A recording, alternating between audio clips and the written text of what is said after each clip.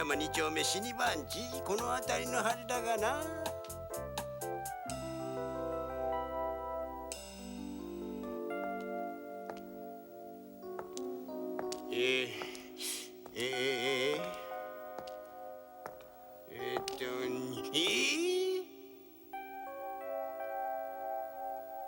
うわあ、もう日当たりの悪いな。もうボロアパートだな。もういや、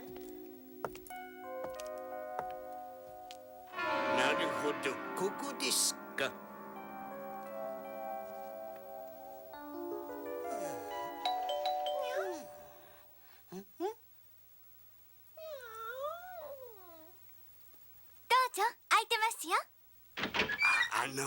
こちら綾野浩二レムさんの事務所でしょうか。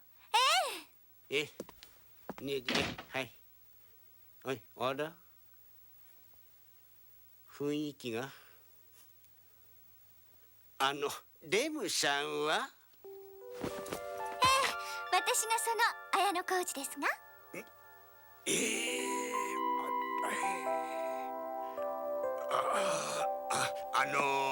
魔物や化け物、その他もろもろの怪奇現象をすべて解決してくださるという探偵のあなた様が、もう嬉しくなっちゃった。もうちょっとやめて。ダメよ、ベータアルファ。お客様に失礼なことしちゃ。ごめんなさい。私って随分と幼く見えますものね。いいえ、もうそんなことはもう。そのね。あなたのおっしゃる何でも屋の探偵は私ですわ。でもどうして私のことを？私はどこにも広告を出していませんわ。それはあなたが地底の大魔神を退治された方だと旦那様がお友達の松下幸太郎様から伺って、ぜひともお嬢様を助けていただきたいと私がお使いに参った次第でございまして。お嬢様？はい。いいわ、お話を伺いましょう。それがあまりに恐ろしい事件でオーバーだったでしょうか。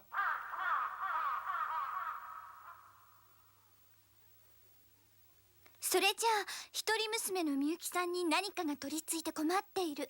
それでその原因を私に調べて取り除いてほしいとおっしゃるのね。はい。私が怪奇現象の専門と知っていらっしゃったんだから、何か恐ろしいことが起こってるのね。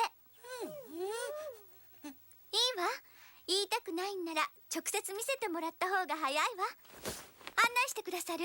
はい、お車を用意してまいりました。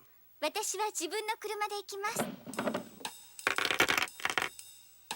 コルト44マグナム、弾はシルバー、先端に十字の切れ目を入れてあるの。これなら狼男でもマンモスでも打ち倒せるわ。そんなもの持ち歩いて大丈夫なんですか？私がこんなもの持ってるなんて誰も思わないでしょ。なるほど、納得。あれ、このお方たちはどなたさんかな？私の大事な助手、アルファベータ、頼りになんのよ。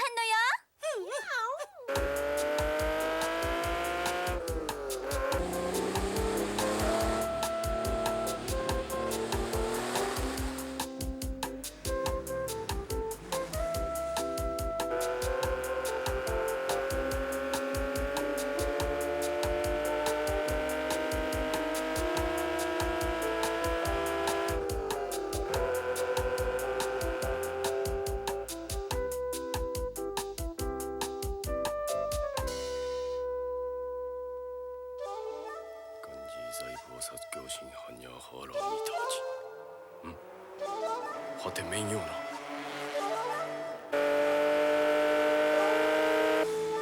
あのような可愛い娘にあの容器とは。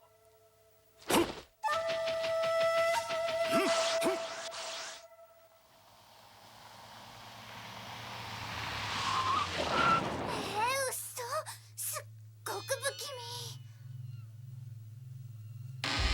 味。さあどうぞ、旦那様がお待ちかねです。なるほど、なんか出そうなムードね。よくいらしてくださいました。私が豪徳寺です。これが家内の久美子です。よろしく。それでお嬢様はどちらに？奥の部屋で伏せっております。本当に奥だわ、こりゃ。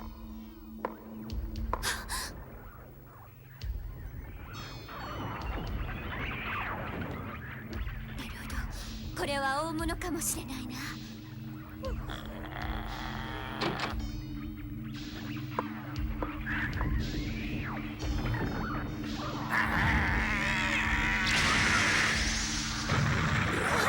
消えた。あれがお嬢さん？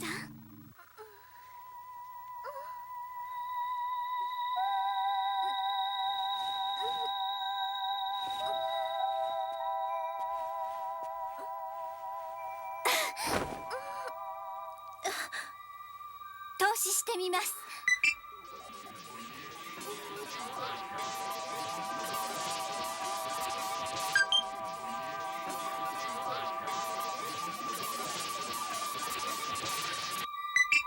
やっぱりこれがこのまま続けば命も長くないと相談した医者にも見放されて。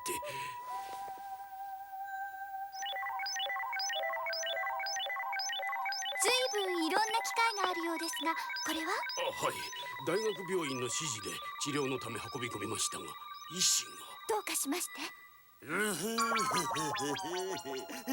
よほど恐ろしい目にあったと見えて、とうとうアホに思い余って人に相談したところ、あなたの名前を耳にしてお呼びしたわけでございます。やってみましょう。ああ、なる。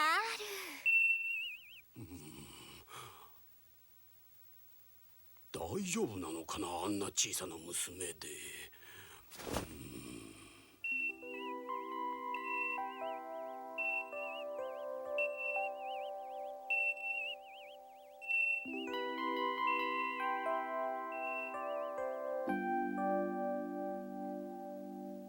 私もだんだん眠くなってきたわ。これからあなたの夢の中へお邪魔するわよ。あなたの心の中にどんな邪悪なものが忍び込んだのか見つけ出し、そしてその邪悪なものを私が殺す。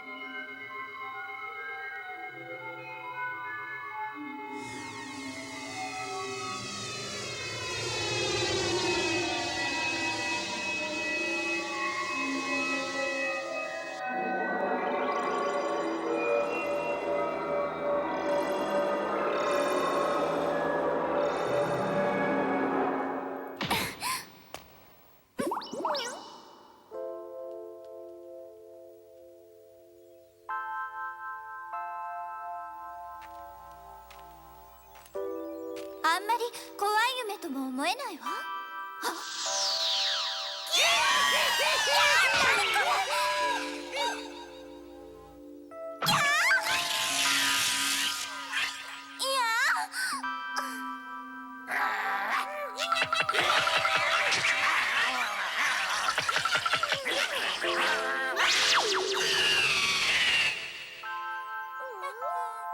大丈夫よ。さあ行きましょう。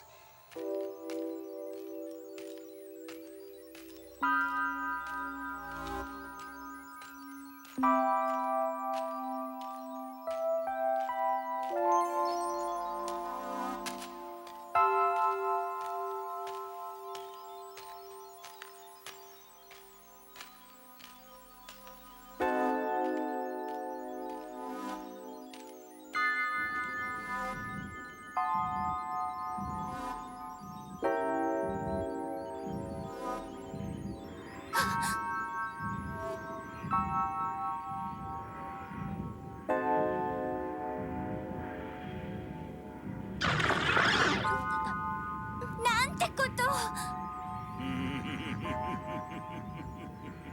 お前だね、この子の夢に入り込んで命を食らっているのは。その通り。人間というのは弱いもの。眠らねば必ず命を失ってしまう。そして夢の中は我々の世界。我ら無魔にできないことはない。人の安らぐ夢に救って命を吸い取るお前たちを許すわけにはいかないわ。何？小娘、貴様まさか。ドリームハンターのレム、どう？聞いたことがあって。貴様か。近頃我々の仲間を次々に倒しているというレムという小娘はちょうどいい。この小娘の次に貴様を食らってやる。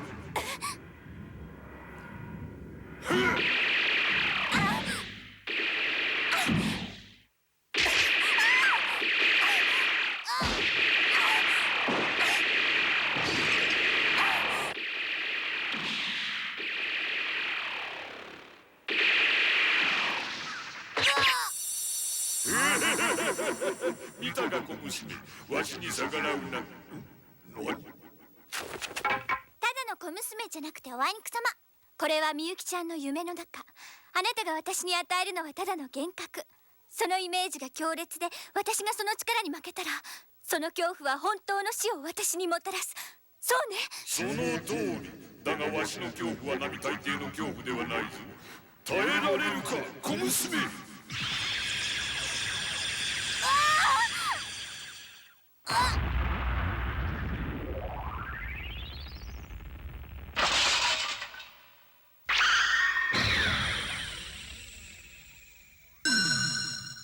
その程度では私は倒せないわ。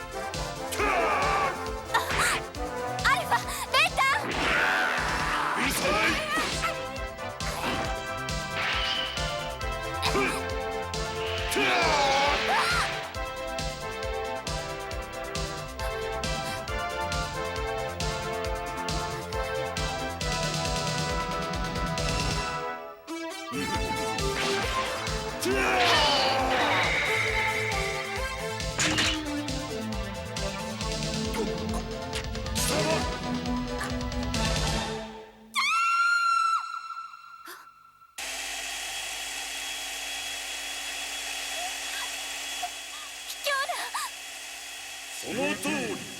この夢の中で貴様を倒せなくとも、この娘の命を取ることはたやすいこと。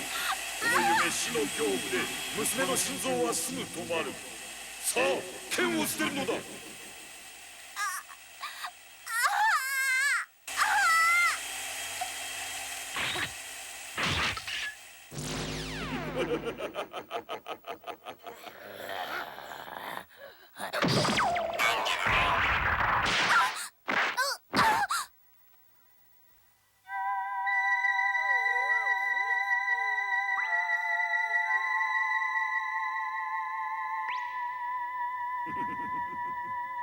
レムとか言ったな。これで貴様も終わりだ。わしの全てのエネルギーを注ぎ込んで意識の全てを焼き尽くしてやる。貴様の体が生き延びたとしても、意識の消滅はすなわち死。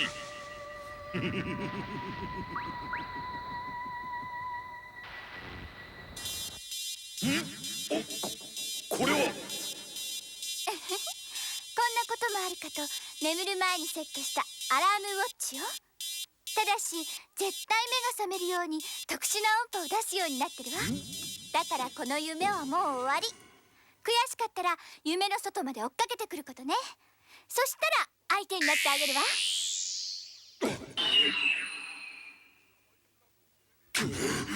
生意気な小娘め、追い詰めてひねり潰してくれる。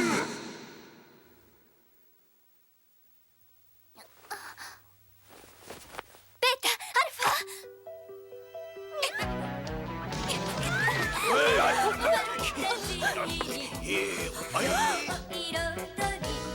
それからはレオ謎めいてる瞳を変えてよ時々見せるのよセクシーハラハラ立ってるのよドリーミー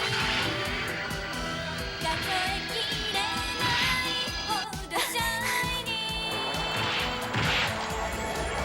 あなたは知らない愛の剣が折れ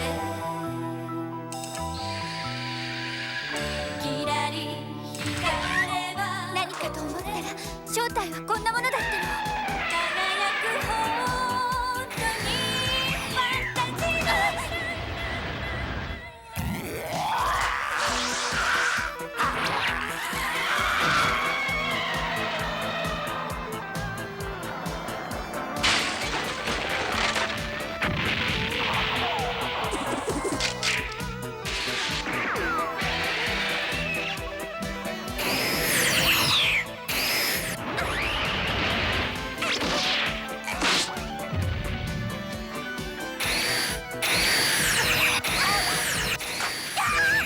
わしい夢見せてフィードバー悲しいため息を挟んでいたずら瞳には間に合うあなたは知らない愛の剣が折れキラリ光れば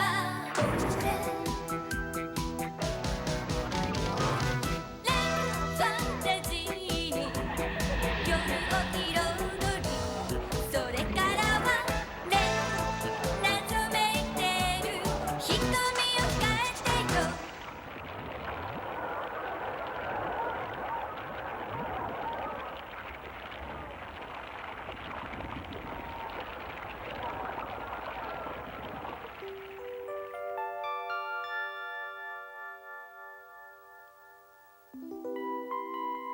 あなたの一人ぼっちの寂しい心があの魔物を生み出したのね素敵な恋人を見つけることよそうすれば二度と悪夢は現れないわすぐに見つかると思うわだってあなたはとっても素敵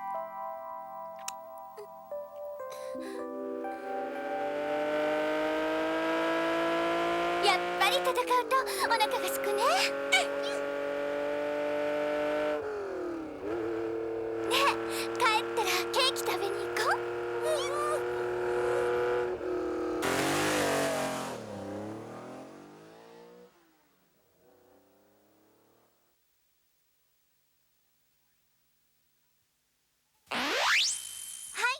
ここで私レムが睡眠についてちょっと説明しますね当然人間は脳で夢を見ます夢は神秘でそして自由ですどんなにロマンチックなことでも現実にありえないことでも夢の中では可能です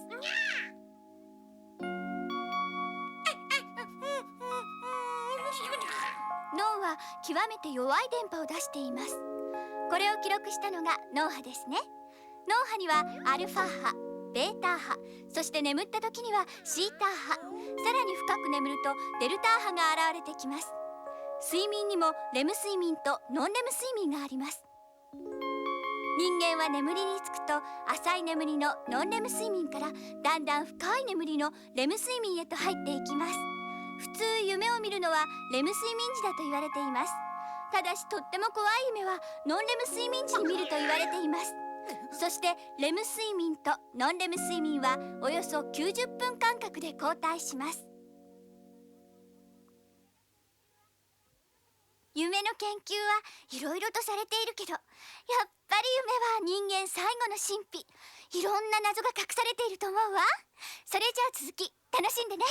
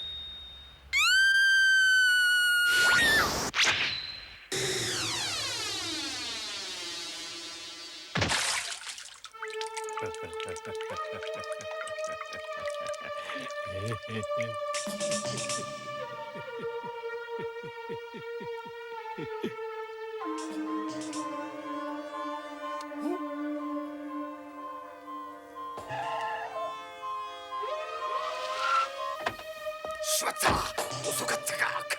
志村博士、志村だな。連続猟奇殺人事件犯人として逮捕する。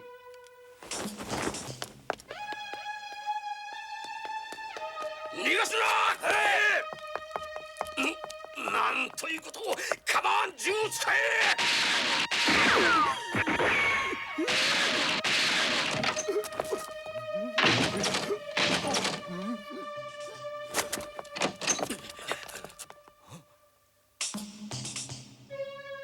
まだ発見できません、警部。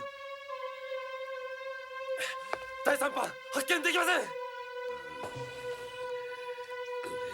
くそー。やつめどこへ消えたのか。あれだけの負荷で負って治療できる場所といえば病院へ行くわけにはいかない。とすればやつは屋敷へ戻るはずだ。行くぞ。はい。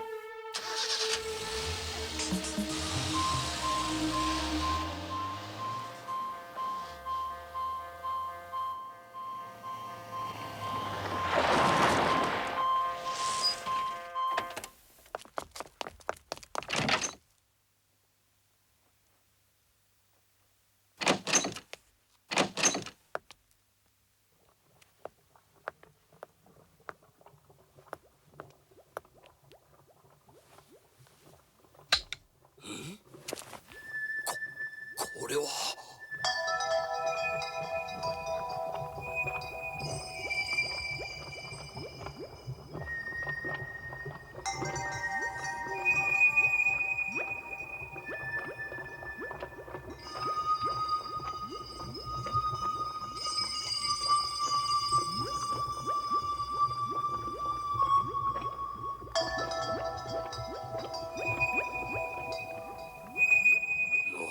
なんということを。こいつは死神だ。人間じゃない。無残な美意識によった死神だ。待ての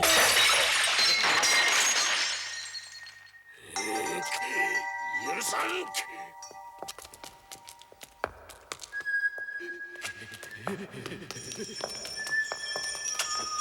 もう観念するんだな。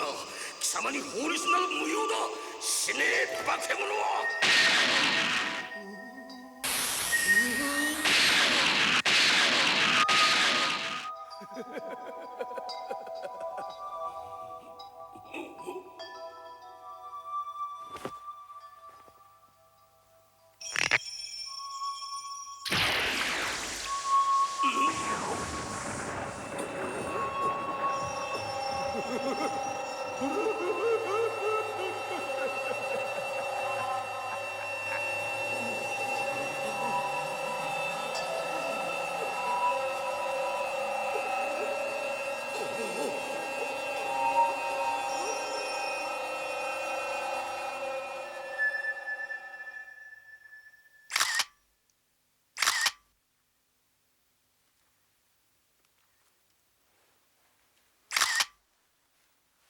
どうしてそのお話を私に？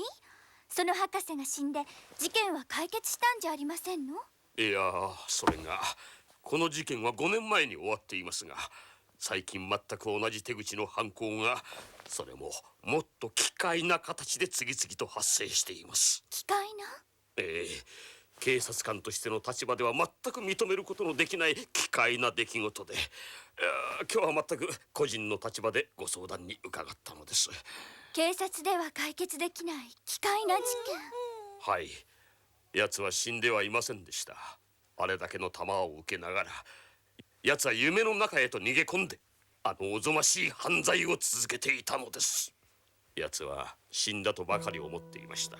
しかし最近再び奴と同じ手口の猟奇殺人が次々と起き始めたのです。しかも不思議なことに、全て事件は寝室密室状態で、犯人の押し入った形跡すらないといったありさま。共通した部分といえば、全て被害者が睡眠中であったということ。運よく助かった者の証言によれば、恐ろしい夢を見たということ。その夢の中に出てきた男が黒マントを着ていたということ。そしてその時受けた傷が、目を覚ました時現実となっているということです。もちろん警察は一生に付しました。そんな馬鹿げた話を信じるわけにはいかないからです。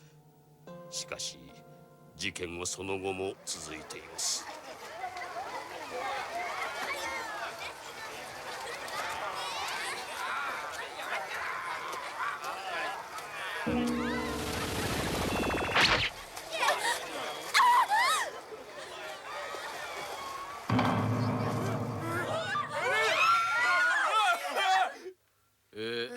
であるからして、この種の問題は入試にもよく使われる。ですからよく理解しておくようにね。では次の問題に行こう。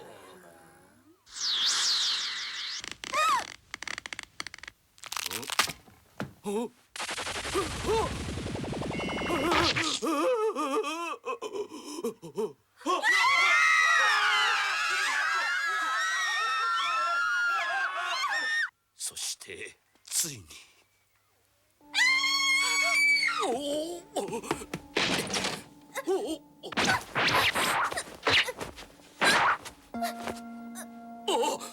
ゆかり、ゆかり。お父さん、どうした？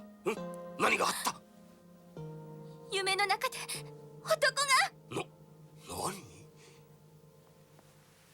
何？奴は私の娘と知って人思いに殺さず、じわりじわり楽しんで殺すのだと言ったそうです。それが奴の私に対する復讐だということです。夢の中では全く私の力が及びません。娘を守ってやれときても何もしてやれません。力を貸してください。お願いします。ええ、お引き受けします。そんな女の子の敵、許すわけにはいきませんもの。ありがとうございます。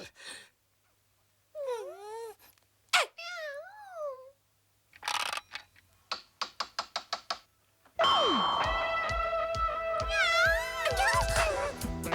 々見せるのよセクシー、ハラハラさせるのよドリーミー、数えきれないほどセクシー、あなたは知らないわよ。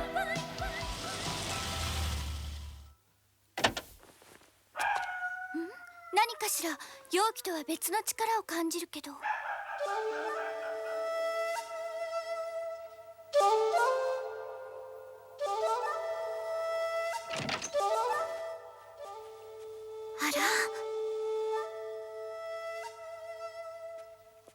この間はありがとう。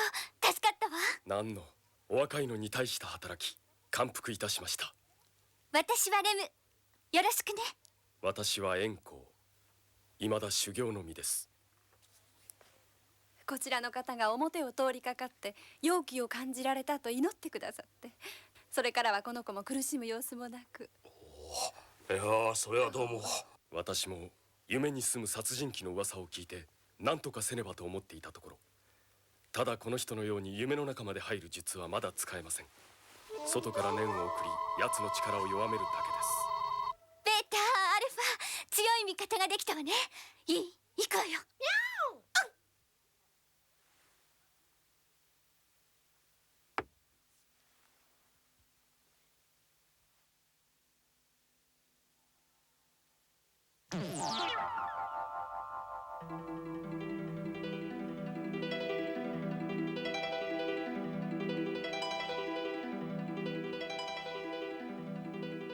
まだレム睡眠の状態ね。普通の夢だわ。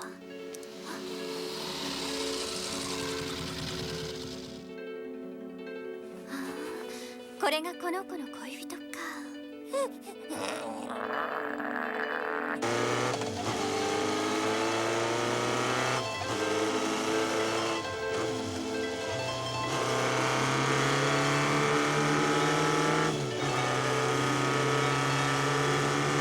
いよいよノンレム睡眠に入ってきたようね。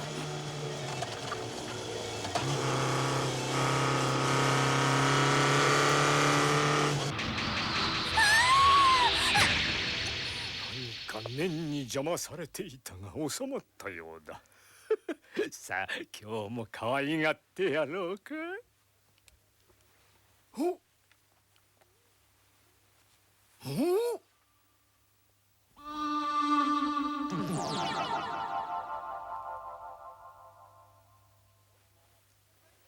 貴様は。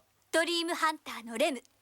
あなたのように人々の安らぎの夢を乱すものを見つけ出して倒すハンターよ。邪魔をするというのだな。面白い。見れば私の好み、その美しい体を地獄に沈めてやる。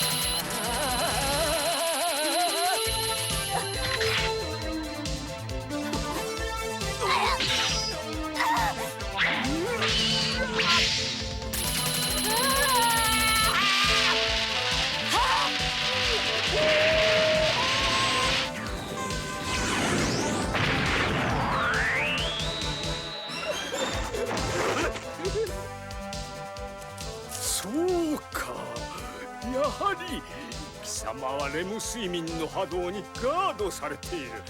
だからノンレム睡眠の悪夢には全て耐えることができる。そういうわけだな。私の考えは当たったらしいな。それではこの装置でこの娘の睡眠の波動を全てノンレム睡眠に変えてみせる。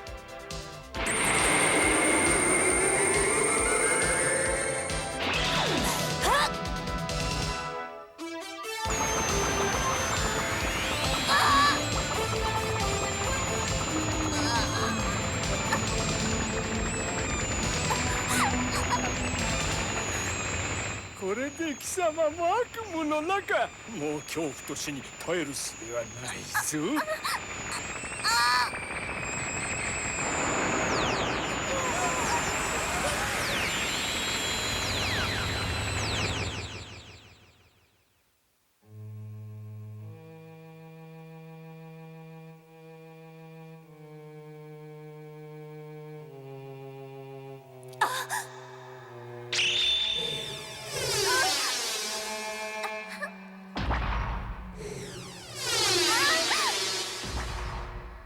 1往復で 0.5 ミリずつ下がってくる。その白い肉体に徐々に食い込んでいくのだ。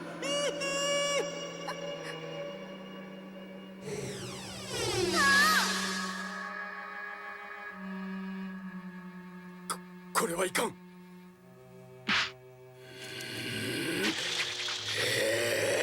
はあ、漢字細胞殺狂心犯にゃはらみた証券合理解同一切空薬。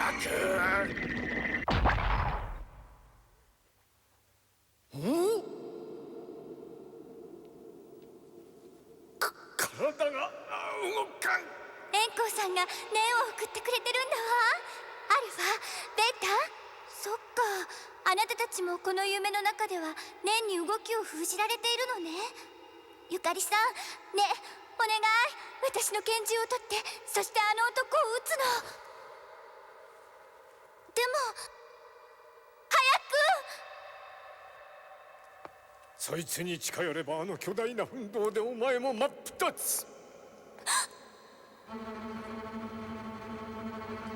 大丈夫、念が働いている間は落ちてこないわ。それはどうかな。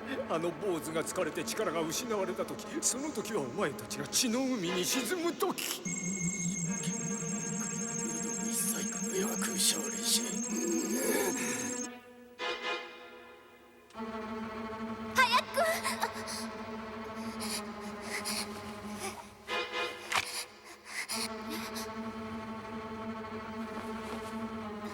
しっかり腕を伸ばして睨うの。それからゆっくり引き金を引くの。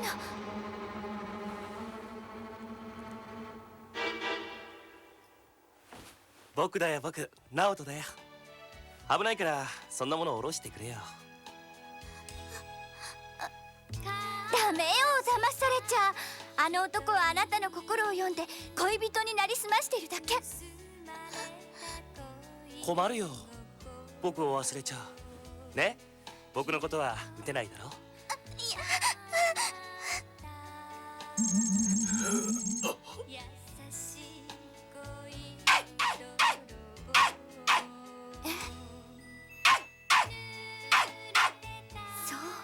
そうだったの。ゆかりさん、あなたの恋人直人さんはもう死んでいるわね。さっき私が見せてもらったあなたの幸せな夢、あの中の彼は生き量ではなかったってベータが言ってるの。あの子は生き量か死量か見分ける能力があるのよ。夢に現れるイメージでも生きている人にはそれなりの反応があるの。でも過去の人にはそれがない。あいつはあなたの幸せだった思い出を汚そうとしているのよ。そんなことはない。だってほら現に僕はここにいるじゃないかね。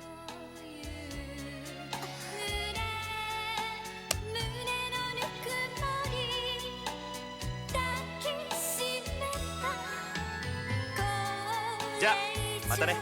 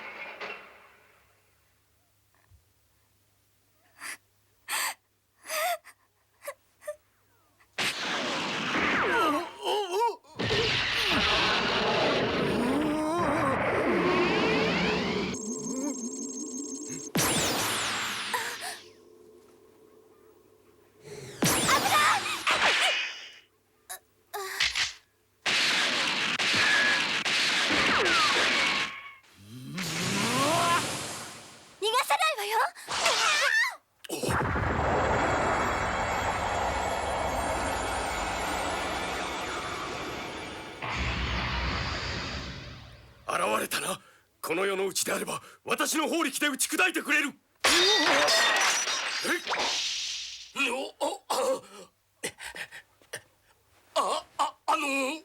大丈夫、今戻りました。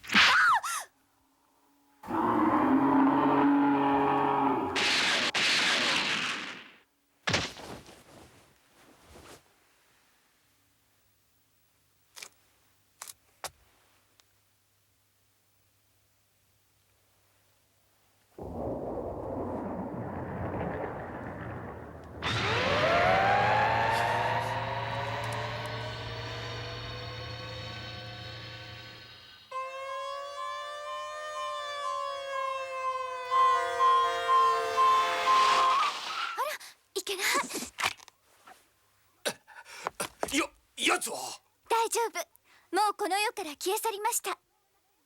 二度と夢の中にも現れませんわ。いやー、それはありがたい。あんな化け物には二度と会いたくありませんからな。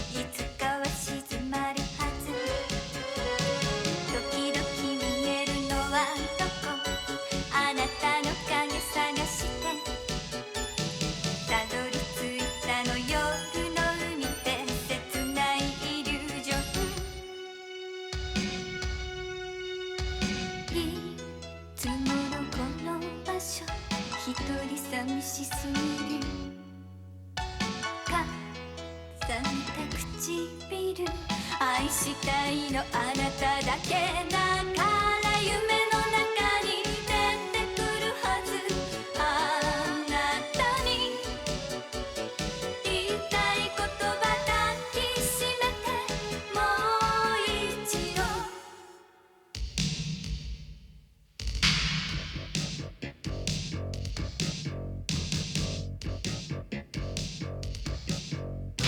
ふざけてかがめた腕海辺の風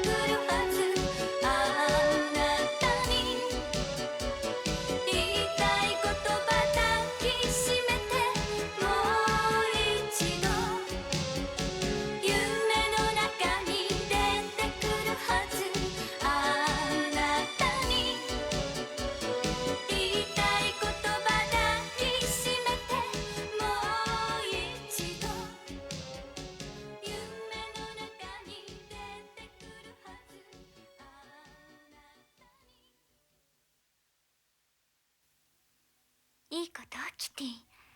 夢を見たのは私か赤の王様かどちらかに違いないのよ。もちろん赤の王様は私の夢の一部分だったわ。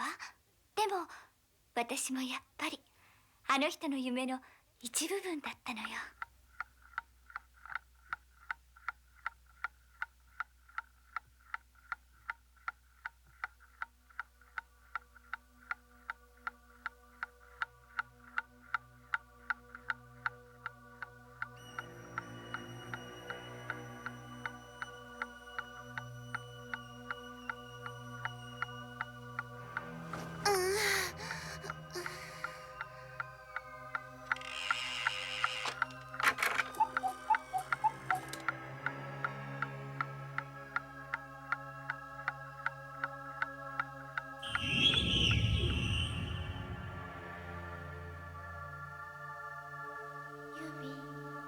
ユミ、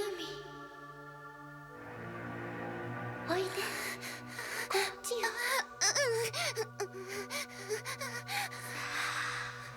おいで。さあ、こっちへおいで。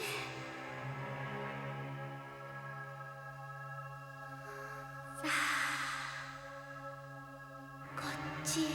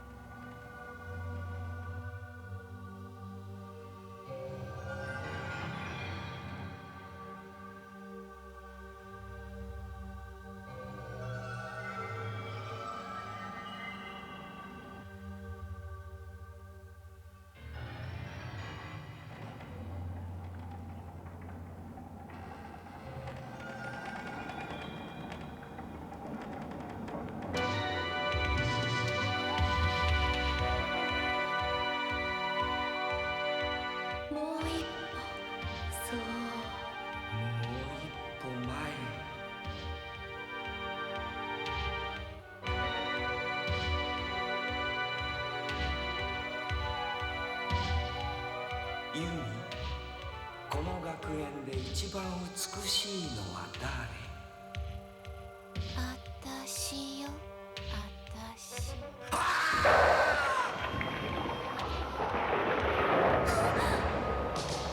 それは違う。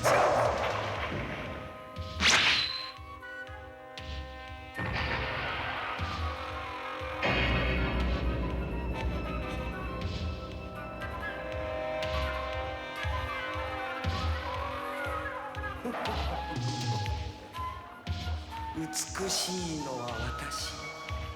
今からは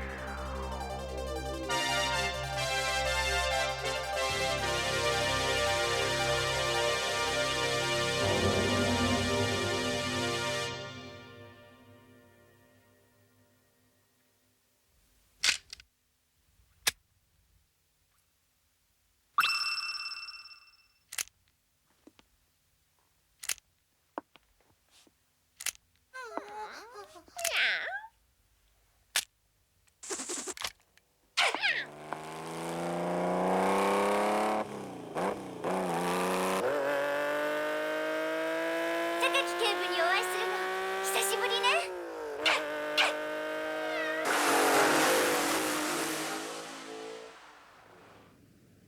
こ1ヶ月ほどの間にあの整備新女学園の生徒が3人も奇怪な死を遂げました。学園側は必死にこの事実を隠そうとし、我々の捜査も思うようにはいきませんでした。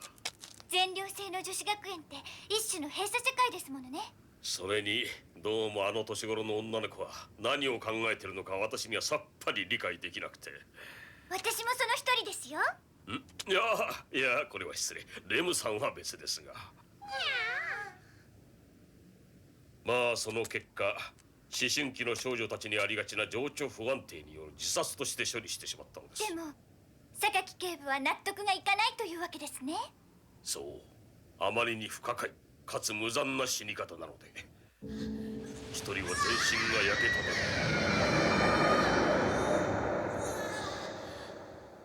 一人は顔がドロドロに溶け、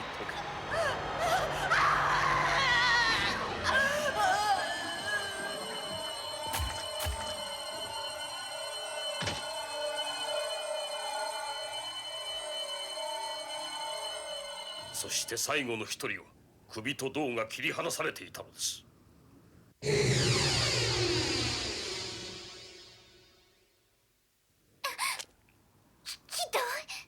これがみんな学園で一二を争う美少女なんですよ。その子たちがいくら自殺するとしても自分の顔をめちゃくちゃにしますかね。ムマの仕業かもしれないと。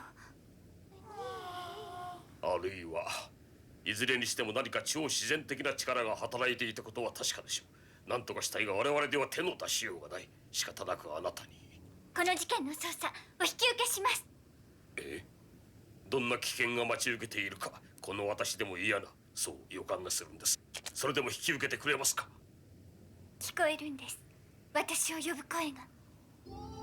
悲しい夢たちの声が。夢たちの声？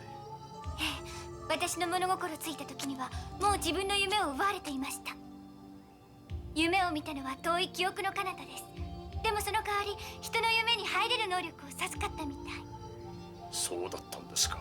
人の夢に入る時、私いつも今度こそって思うんです。今度こそ自分の夢に巡り合えるかもしれないって。そのためにドリームハンターという危険な仕事を。榊警部はこう思ったことはありませんか？自分が誰かの夢の中の登場人物の一人に過ぎないんじゃないかって。いやー、ありませんな。警察官というのはどうも現実的でしてね。私にはいつもそういう脅迫観念があります。だから本当の自分の夢を見つけたいんです。見つかりますよ、きっと。ほら、また呼んでいます、夢たちが。ムマを恐れて私の助けを呼んでいます。気をつけて、レムさん。何かあったらすぐ連絡をください。大丈夫ですわ。私にはアルファとベータがついていますもの。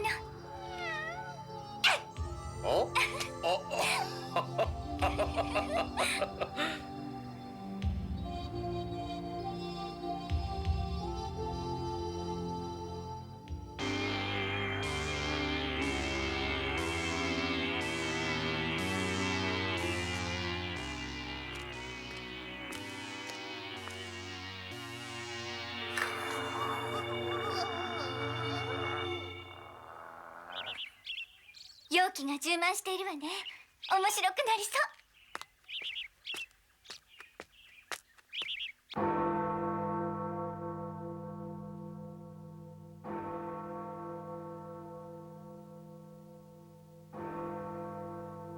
う。綾小路レムさんね。ようこそ整備新女学園へ。本学園は男性に負けない女性の能力を伸ばすように特別なカリキュラムを組んでいます。そのために全寮制という制度をとっているのです。これからは女性の時代です。女性の知性、感性が未来を作っていくのです。はい。レムさん、人間の価値は何で決まると思いますか？人を思いやる心とか。それは建前でしょ。人間の価値は美です。美しさです。むさ苦しい男性と違うのはその点です。醜いのは悪なのよ。それが私のモットー。ひいては本学園のモットーです。わかりましたね、レムさん。魔法使いのおばあさんみたい。綾小路さん。はい。寮内でペットを飼うことは許可されていません。その2匹は私が預かります。そんな、この子たちとってもおとなしいですし、それにとっても寂しがり屋だから。お黙りなさい。規則です。規則をきちんと守れないようではいつまでたっても男性から甘く見られてしまいますよ。いいですね。はい、すみません。というわけなの。我慢してね、アルファベータ。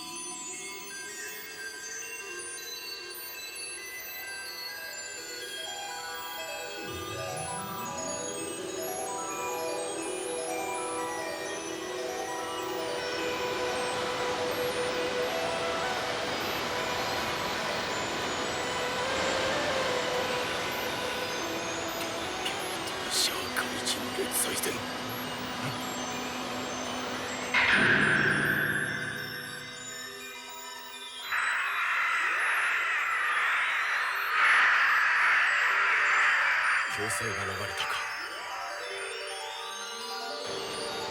エムドの海に危険が迫っている。大岩牛虎、鬼門だな。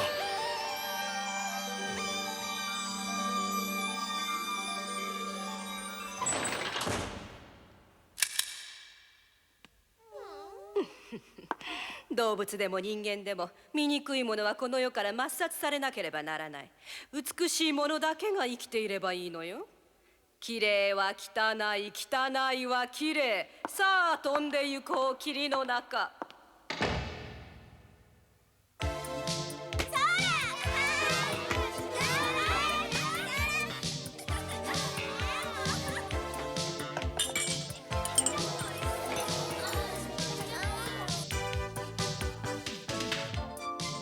するってと何かい？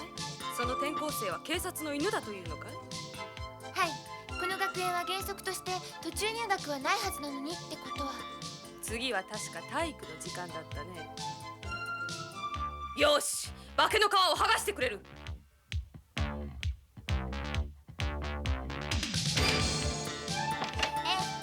は体育ね。いやー、またスケベ教師なの？あの目つきやね。次は体育の時間か。更衣室はどこか？ごめんなさい。大丈夫ですか？大丈夫大丈夫。私こそよそ見をしていたから。私、綾小路レム、転校初日です。よろしくね。私、高宮陽子。ねえ陽子さん、更衣室どこかしら？ちょうどよかった。これから私も行くところよ。案内してあげるわ。はい。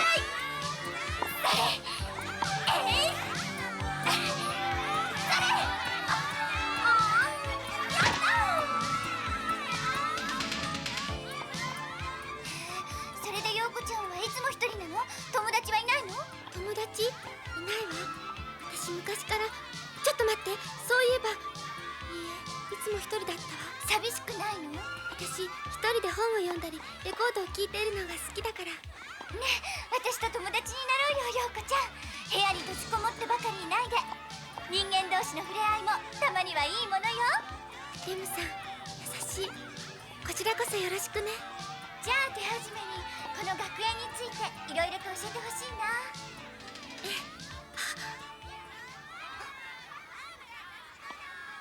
うしたの、陽子ちゃん？お前かい？今日転校してきたやつは。ちょいとこっちへ来な。別に取ってくやしねえよ。綾小路レム、ちょっと私に付き合ってもらうよ。誰この人？なーに、ちょっとテニスを付き合ってくれればいいのよ。こら、そこのスケベ教師、そこのコート開けな。はい、ただいま。何？あの子殺されるわよ。まったく、飛鳥冴子とテニスをするなんて。かわいそう、あの子。私の殺人サーブをまともに受けたやつは一人もいないのよ。さあ、化けの皮を剥いでやる。ベストオブ3セットマッチプレイ。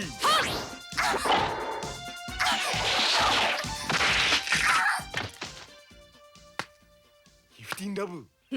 試合中に怪我をさせても誰も文句は言わないわ。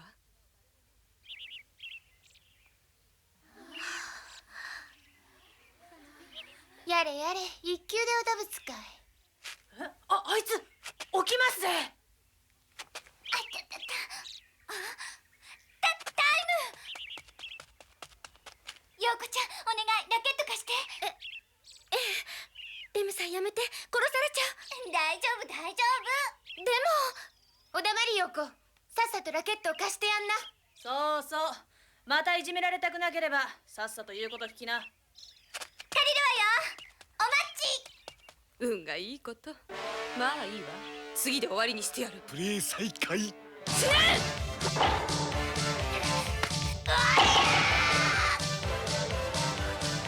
何？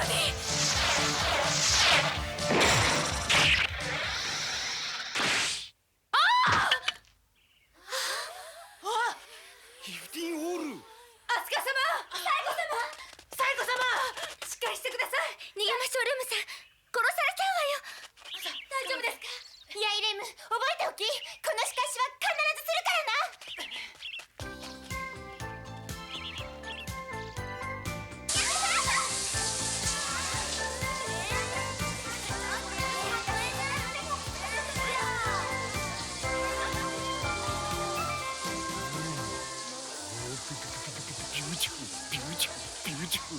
レムさんってとっても強いのね。そんなことないわよ。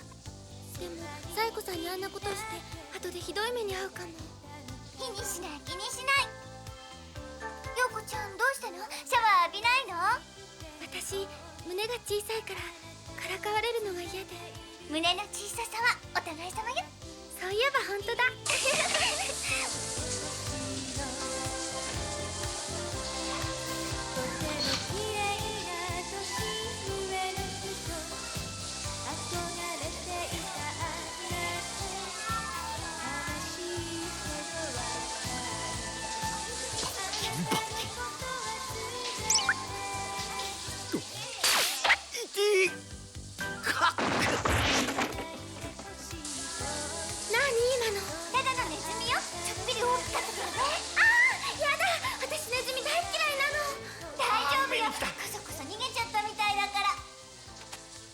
教師行くよ。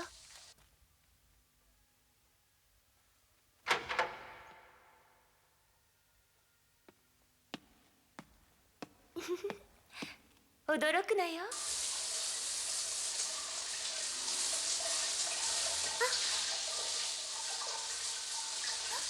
したの、陽子ちゃん。そ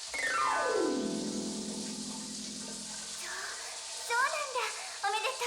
きっと胸もぐんと大きくなるわよ。これで大人になるのね。もう子供には戻れないのね。いいのよ、みんなそうなんだから。危ない。熱い。どうしちゃったの？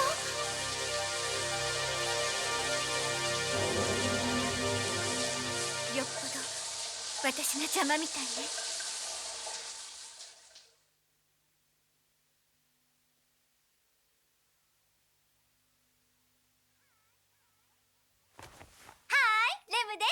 みんな元気してる？私はとっても元気。本当はここでレムのお勉強のコーナーをやる予定だったんだけど、本編のドラマがとっても長くなっちゃったので、今回はお休みします。ごめんなさい。その代わり次回パート3ではとっても難しく夢の仕組みとコンピューターと題してお勉強したいと思ってます。期待してください。それでは後半スタート。とってもすごいのよ。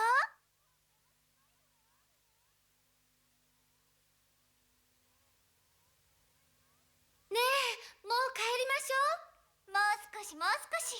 この学園の記録ファイルを見つけたらね。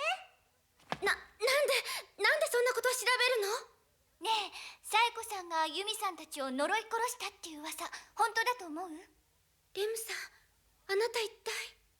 最後にもう一つだけ。開かずの扉に連れてってほしいんだけど。やめて！もうやめて！私何も知らないの。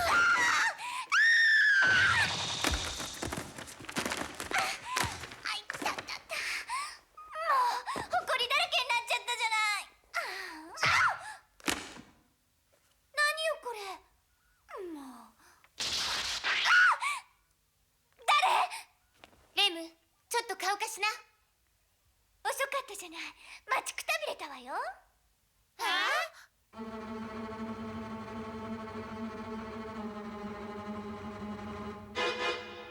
私はユミたちを殺した覚えはないよ。あなたが犯人じゃないことぐらい分かってるわ。あなたはただの人間。ちょっぴり心が歪んでいるけどね。この事件の真犯人はムマよ。ムマ？そう、人の夢を食い荒らす魔界の生き物。でも彼らを呼び出したのはあなたたちよ。何をバカな。本当は怖いんでしょ、サイコさん。そう、今夜のムマの獲物はあなたかもしれなくってよ。まあ、その時は私が助けてあげるわね。うるさい。黙れ。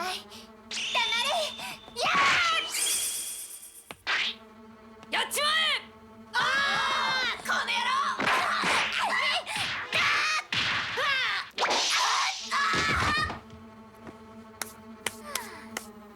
じゃあね、おやすみ。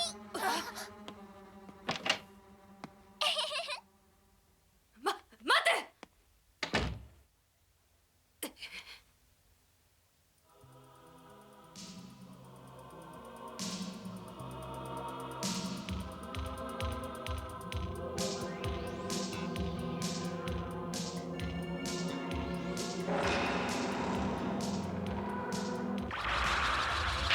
もう一人の私がもうすぐ目覚める。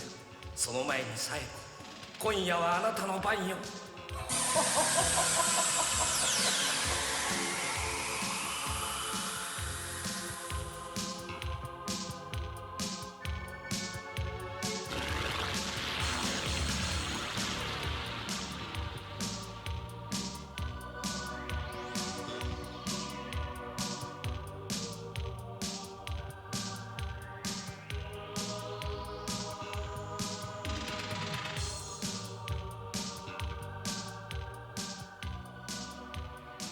サイコさんを操っているのは確かにムマ。でも弱々しいけど別の波動も感じる。とにかく急がなくちゃ。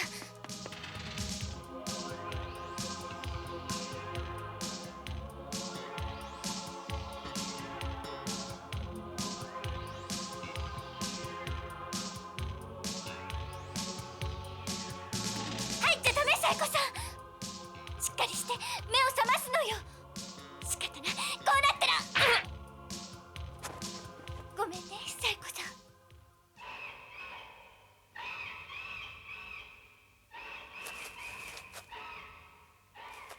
ムマめ、相当強力な魔力を持っているようね。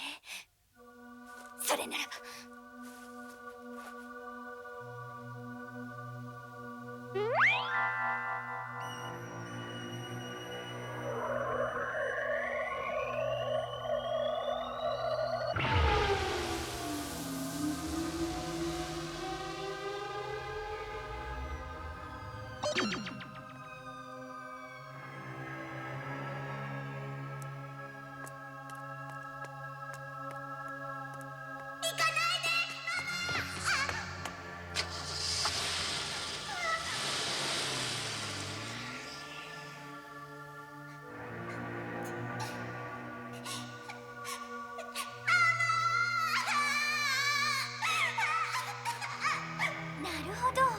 子供の頃の寂しさの裏返しが今のサイコさんってわけね。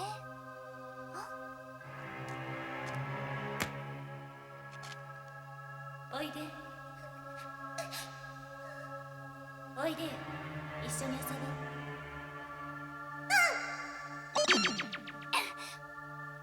待ちなさい。しっかりして、サイコさん。ムマの誘惑に負けちゃダメよ。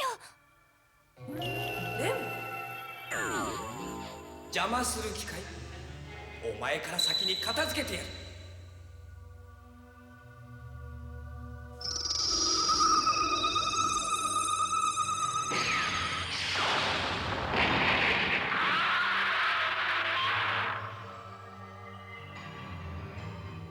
死ね！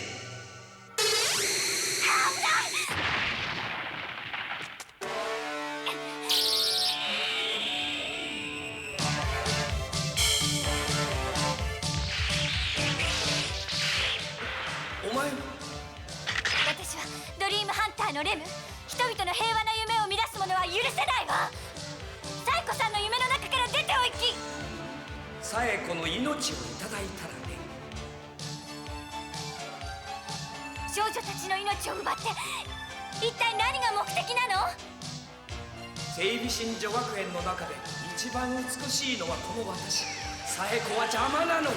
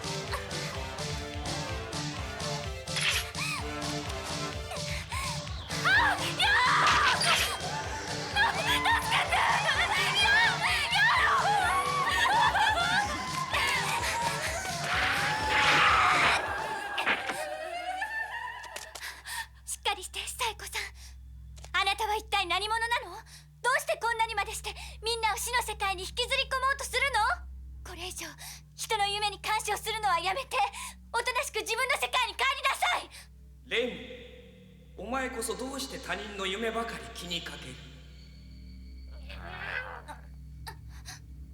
る？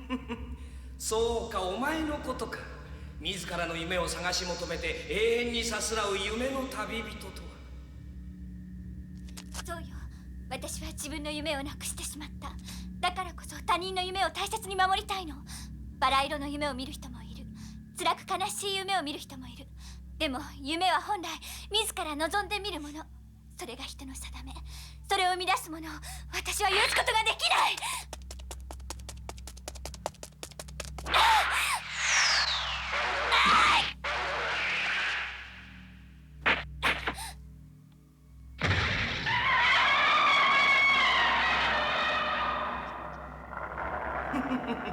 今夜はこれで帰るけど、このまま負けはしないよ。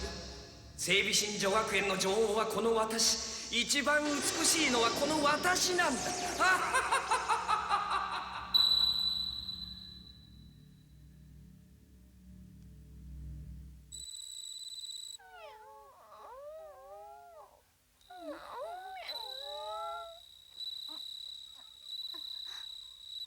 りがとう、アルファベータ。サイコさん大丈夫？レム？分かったでしょ。ユミさんたちを殺したのも今のムマよ。何か心当たりはない？何でもいいの。知らないわ。今の幻覚はあなたの仕業じゃないの？まだわからないの？あなたたちの間違った行動がムマを呼んだのよ。でも決定的な理由があるはずなの。ムマが活動を始めた決定的な理由が。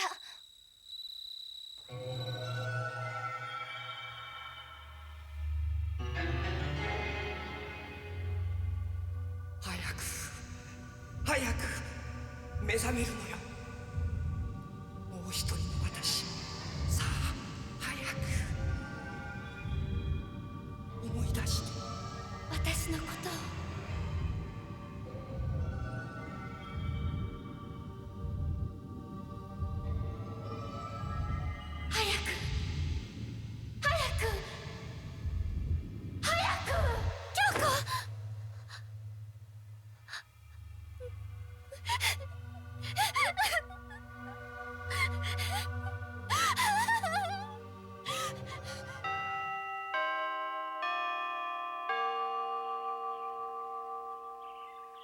ごめんなさいね、昨日は。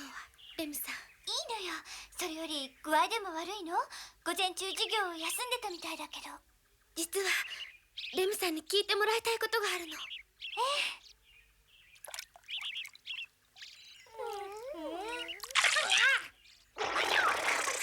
ゆうべ夢を見たの。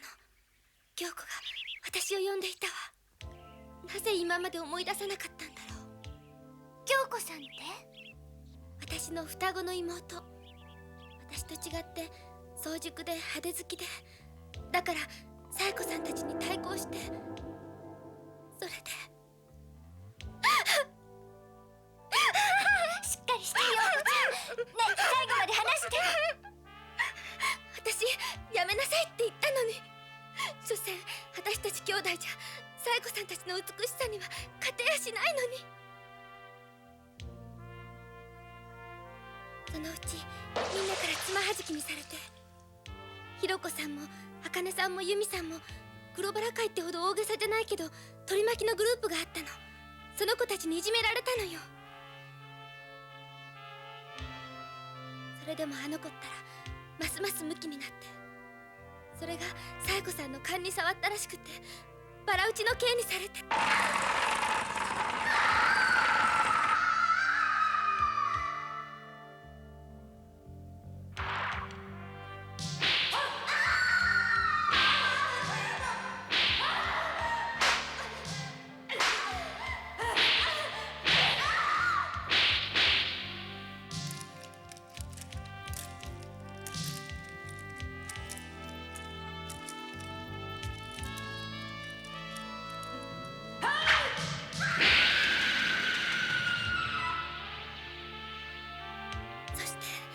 最後に時計塔のてっぺんの部屋に閉じ込められてしまったの。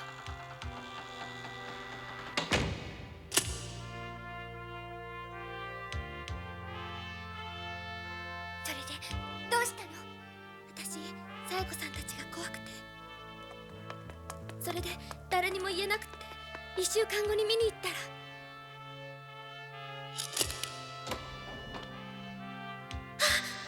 もうミイラのようになっていたの。私恐ろしくなって鍵閉めて、それで妹がいたという記憶を心の奥底に閉じ込めてしまったというわけね。それ以降時計塔で奇怪なことが起こるの。いつからか開かずの扉と呼ばれるようになったわ。私その言葉を聞くと頭が割れるように痛んで、でも今は京子の気持ち痛いほどわかる。陽子ちゃん大丈夫、私がついているわ。開かずの扉を開けに行きましょう。今回の事件は京子さんの資料の仕業らしいわね。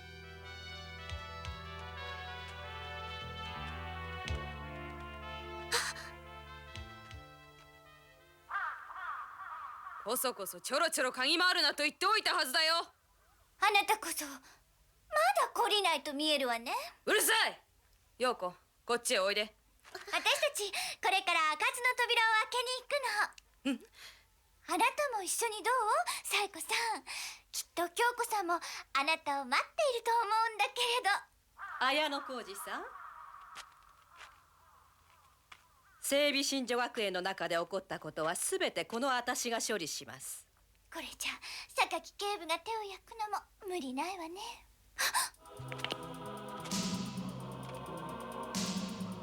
逃げて！逃げて陽子ちゃん、アルファベータ彼女を守ってあげて。でもいいから待て。逃がすな陽子。綾野浩二さんを連れてらっしゃい。はいはい。さあ、悪い生徒はお仕置きをしなくては。そうですね。嘘なんかじゃありません。これが本校の規則です。なんちゅう規則じゃ。ならば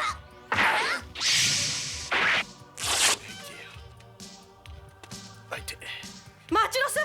待てない。話しなさいったら。話すがわかるか。何してるの？話しなさい。言ってんだよ。やめなさい。話しなさいって言ってるでしょ。あなた本気なの？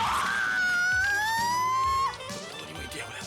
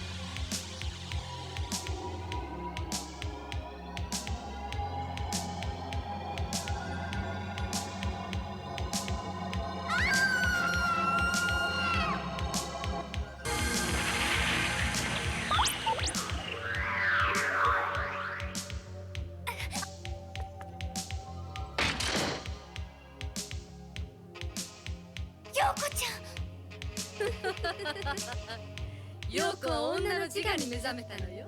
この日をどんなに待ったことか。私の精神と陽子とシンクロする日を。陽子と京子が今一つになって無限の力を解放する無魔の女王の誕生よ。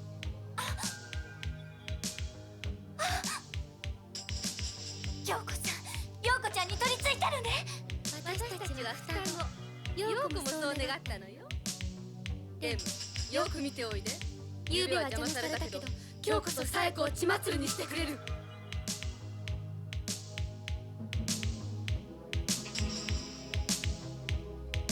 お前の好きなバラのトゲでその肌を切り裂かれるがいい。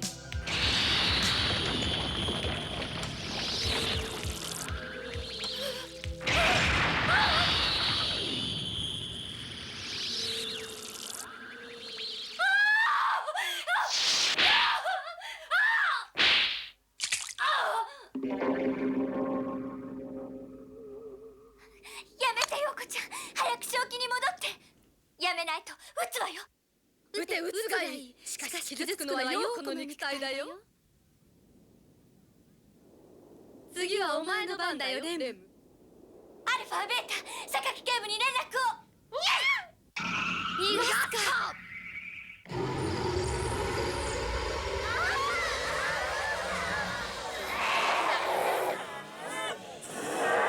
とうとう本性を表したわね。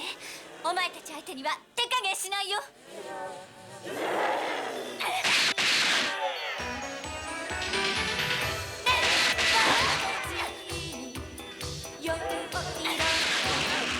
それからは瞳を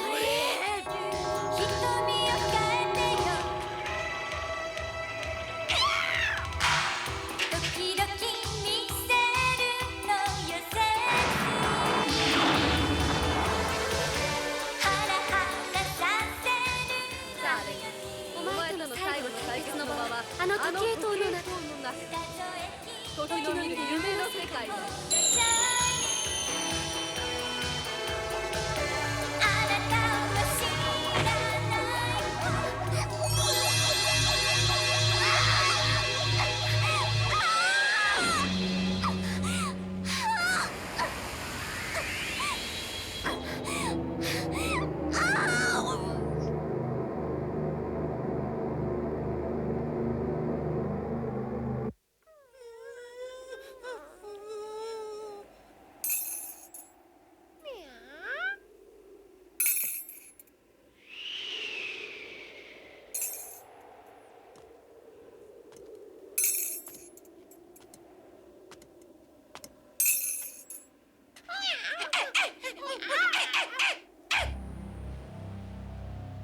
記載には及ばん。レムドの救出が先決だ。ベータはすぐに榊警部に連絡を。アルファは接走についてまいれ。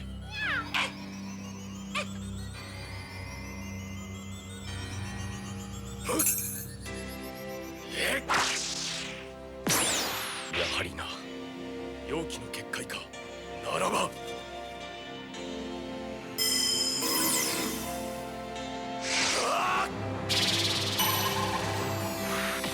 続け。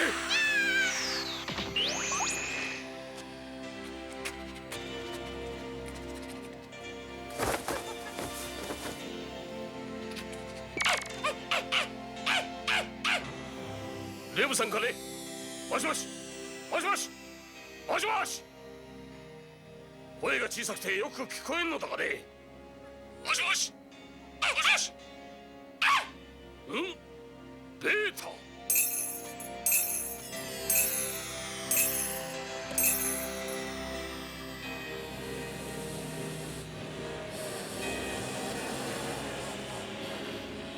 己の欲望に心を食い散らされた亡者どもめ。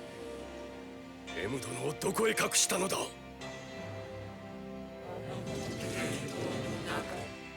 時の見る夢の中にいるよ。溶ける方の時が止まらぬ限り脱出は不可能。もしかすると命じゃないかもしれない。海空同一細工役。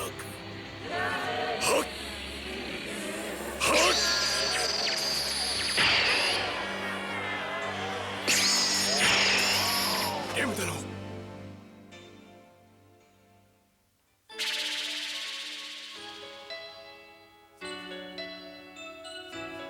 今度こそ私の夢に巡り会える、そんな気がするわ。気持ちいい。このまま目を閉じて眠りにつけば今度こそきっと。レムこっちですよ。ママなのね。そうよレム、ママのところへおいで。ママ、ずっと昔にいなくなったきりで。いいのよレム、もう安心なさい。ママが帰ってきたのよ。安心しておやすみなさい。レム。ママ、嬉しいわママ。もうどこへも行かないで。どこへも行かないわ。ずっとあなたと一緒。嬉しい。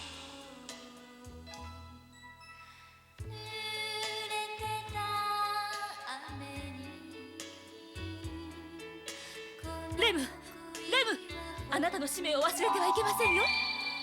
いいのよレム、そのままぐっすり眠るのよ。レム。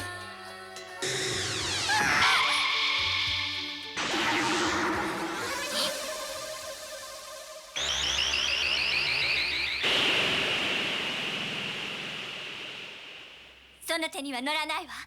さあ姿を現しなさい、京子さん。あなたはなぜこんなことを。肉体は滅びても意識だけは残った。でもやっぱり生身の体が欲しい。陽子が肉体的に大人になって私とシンクロできるまで待ったわ。その間にユミさんたちを殺したのね。そうよ、私の意識で悪夢を操ってね。そして私が再生した時、この整備神女学園の女王となるのよ。そんな目的のために。レム、この時の夢の中で安らかな眠りにつかせてあげようと思ったのに、もう手加減しないわよ。私もあなたを許さない。私の心の中、ママのイメージまで汚そうとした。あなたはもう許せない。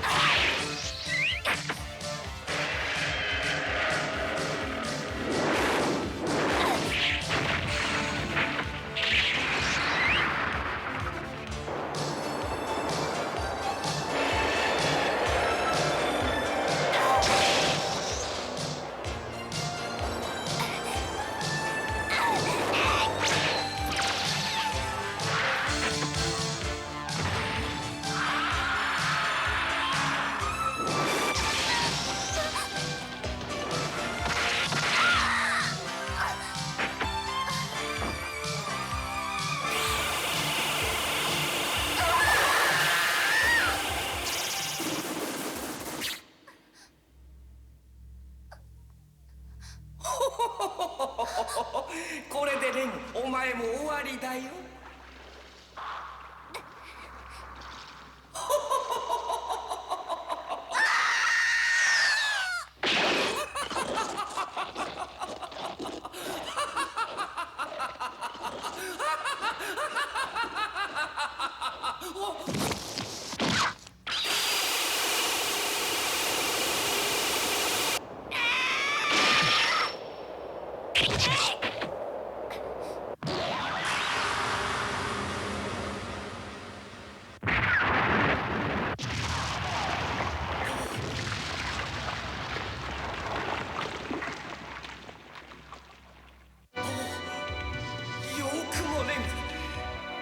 閉じ込められし憎しみの怨霊たちよ、私に力を。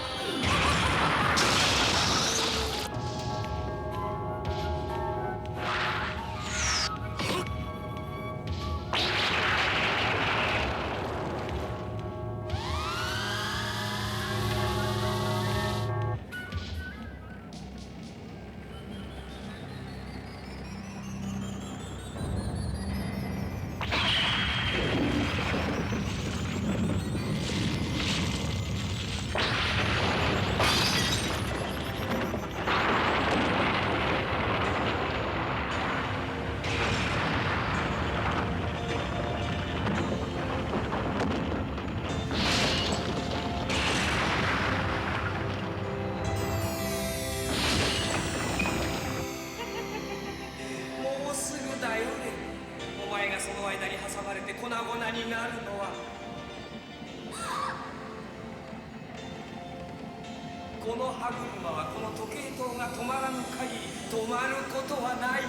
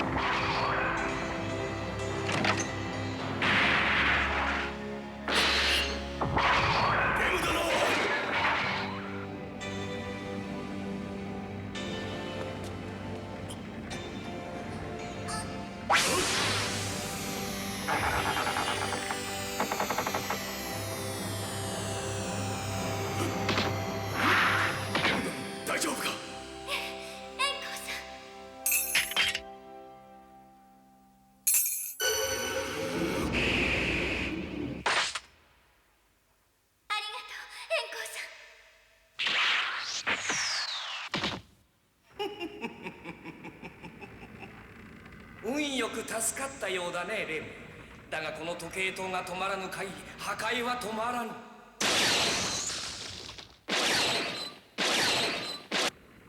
もしこの時計塔を破壊できたとしても、その時はあの悪霊どもが外界へと飛び出し人々の命を奪う。どうなったとしてもレム、お前の負けだ。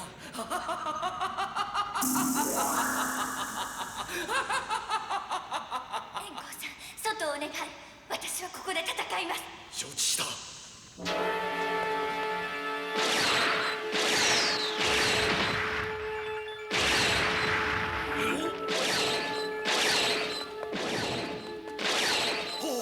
れは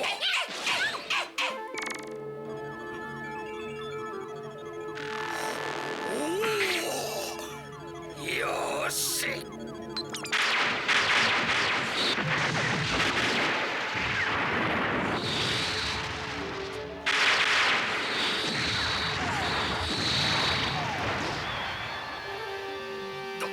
ダメだ。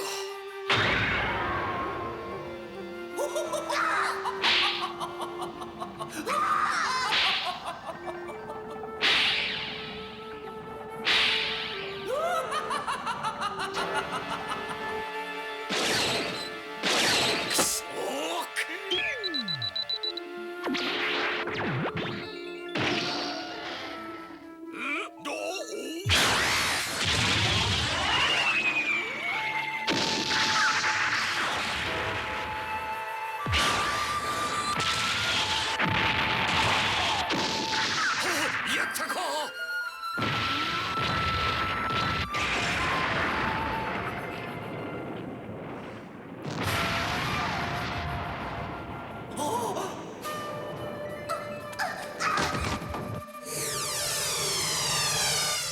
いけない。あの悪霊を人里へやってはならん。秘宝夢マンダラ。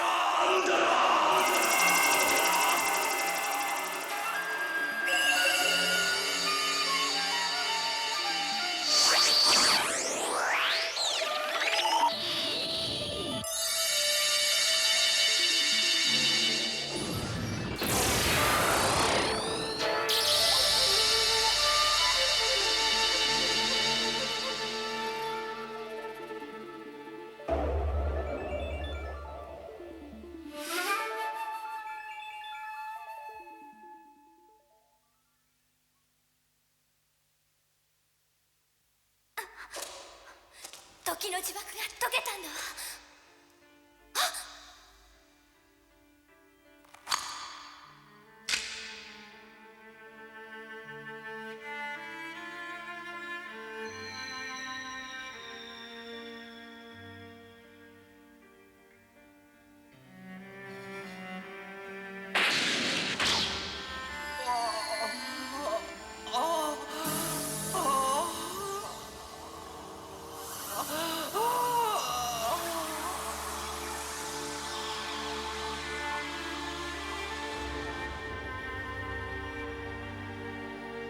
さん大丈夫か？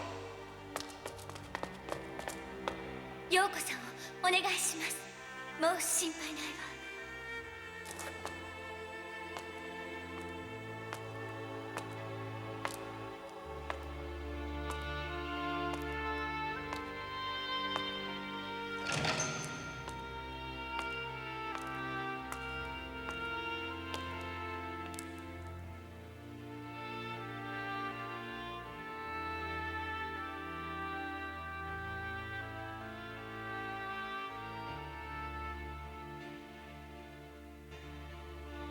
京子さん、夢をなくすって悲しいことですものね。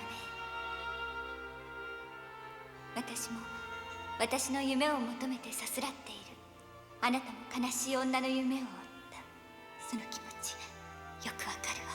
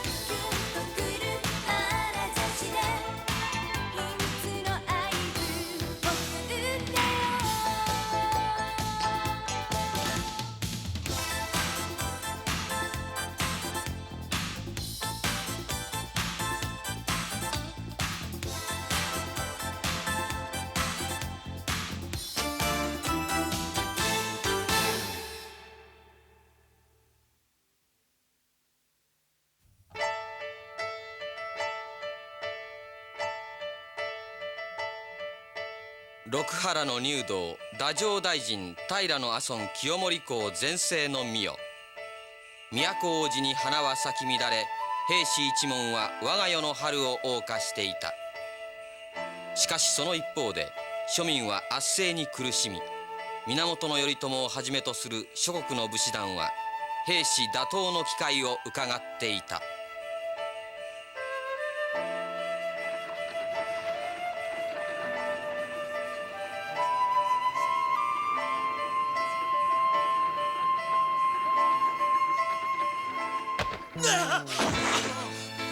誰に断って商いをしておる？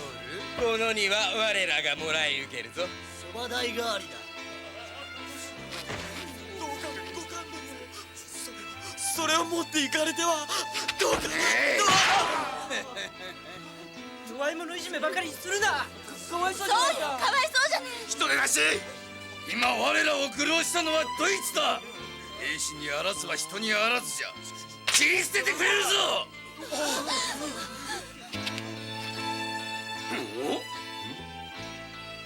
そなたたちの振る舞いはとても兵士のつわものには見えませんな。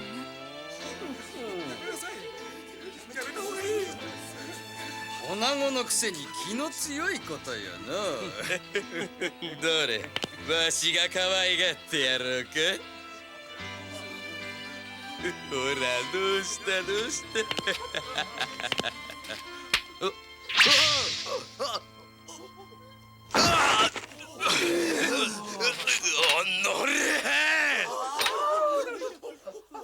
女の子相手に3人もこ切られてしまうぞ。なんてひどいこと。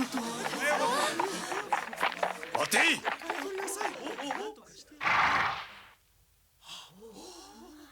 剣を引けい。お主たち兵士の仮名に泥を塗る気か。これは友盛様。いや我らはただ。問答無用。早々にこの場を立ち去れい。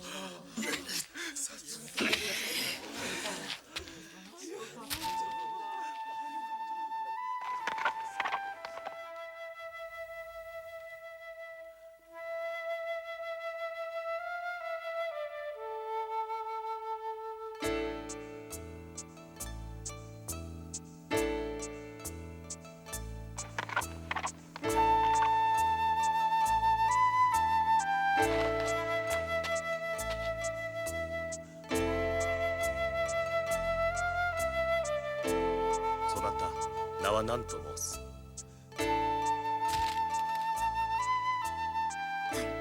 麗しい夢と書いてレイムと申します。レイムか。そなたとは以前どこかで会うたような気がする。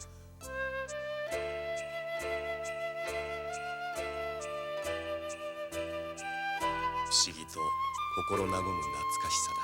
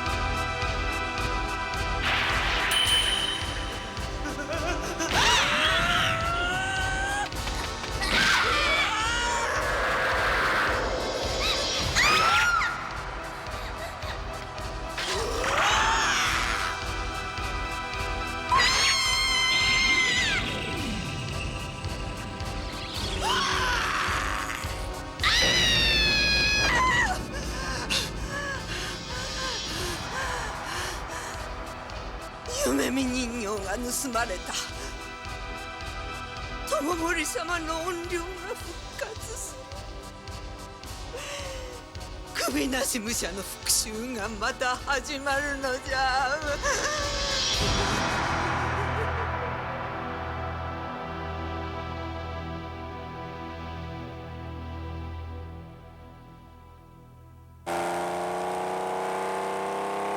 まさにドライブ日和ね。これで仕事がなければ最高なのにな。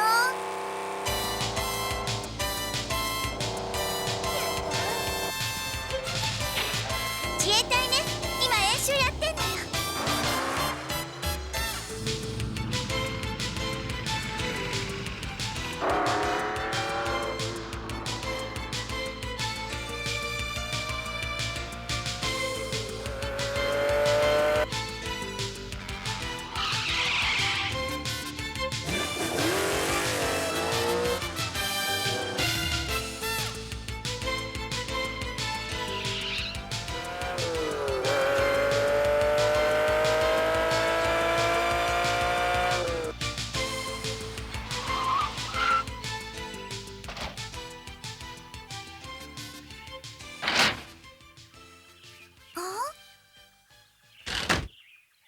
おかしいわね。私たち歓迎されてないみたいよ。とりあえず美醜屋敷に行ってみましょう。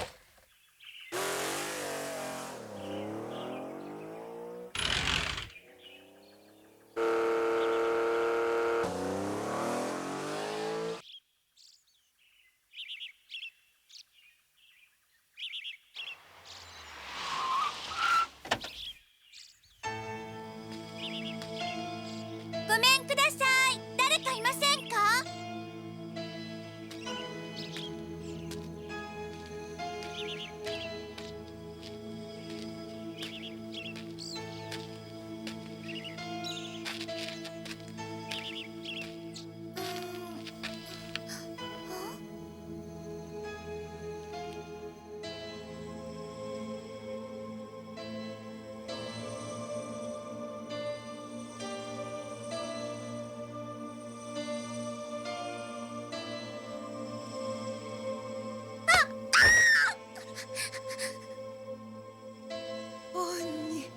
夢御前様に生き写しじゃ。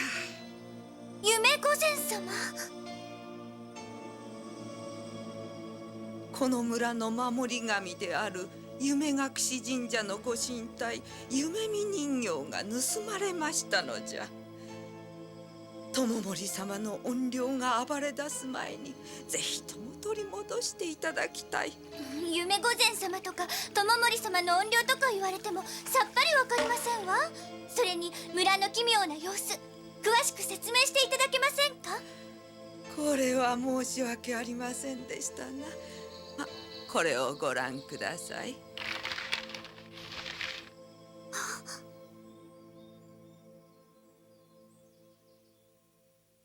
これが夢御前様。そもそも村の言われから話を始めなければなりませんな。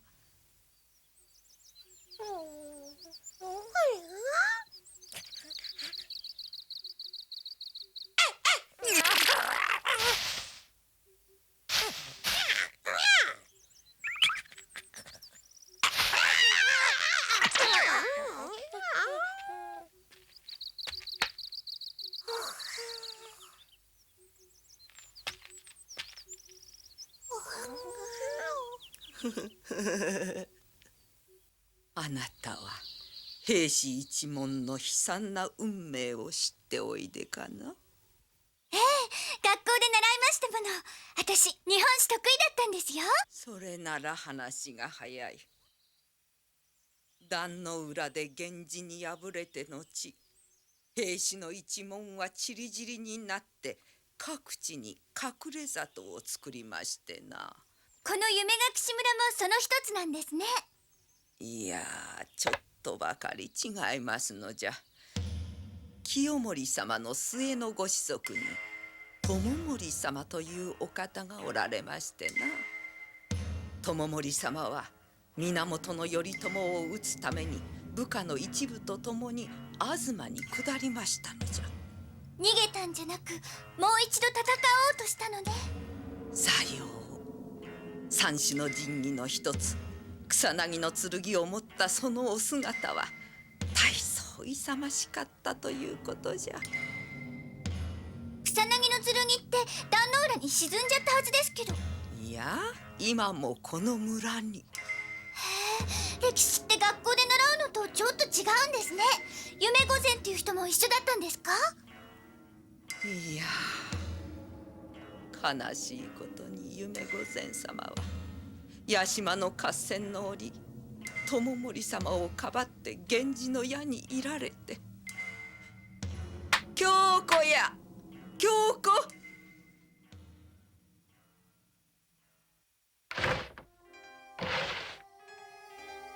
怖がるなよ。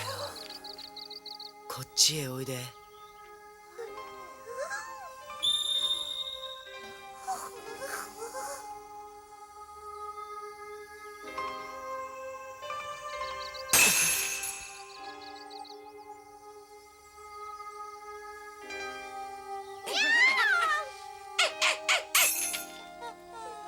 アルファ、ベータ、息災で何より。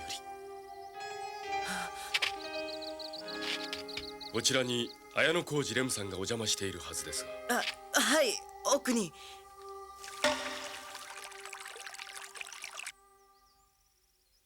これが夢御前様の最後のお姿でございましてな。友森様はそれは悲しんで、天もそれに応えてものすごい雷と雨になったということじゃ。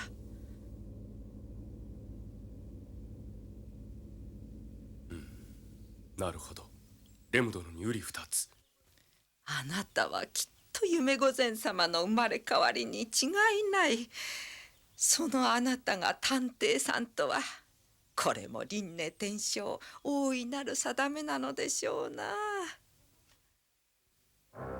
友森様統制の本当の目的は夢御前様の仇を討つためだったのじゃ。愛していたのですね、心から。ところが到底戦には勝てないと考えた部下たちが友森様の首をはねてしまいましてな。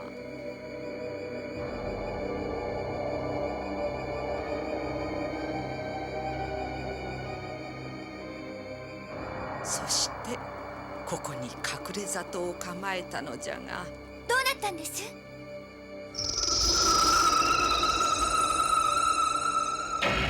友森様の怨霊が現れ、夜な夜な村人たちの首を刈って回りました。恐れをなした村人たちはこの村の森の奥にある大鍾乳洞の中に友森様の首と草薙の剣を安置して大きな岩で塞いだのじゃ。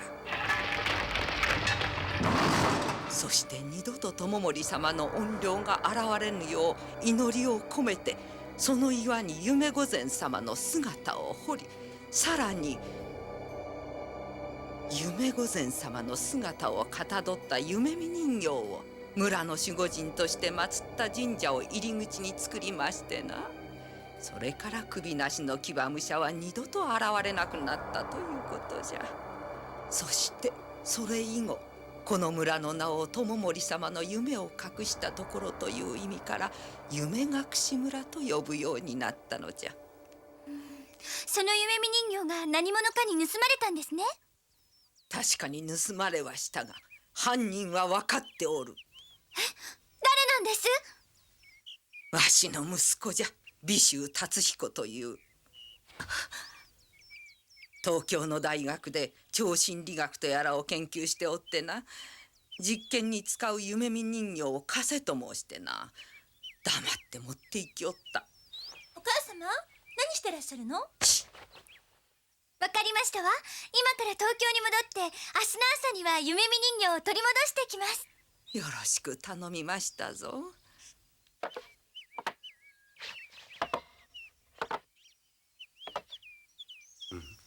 何やら神秘的な力を感じますな。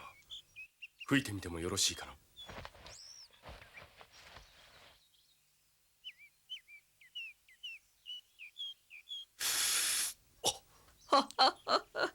なんせ古い笛での夢御前様が吹くと、それはこの世のものとは思えぬほど美しい音色がしたそうでございます。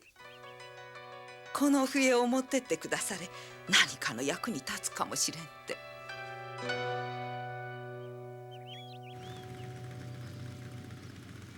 円光さん、あとよろしく。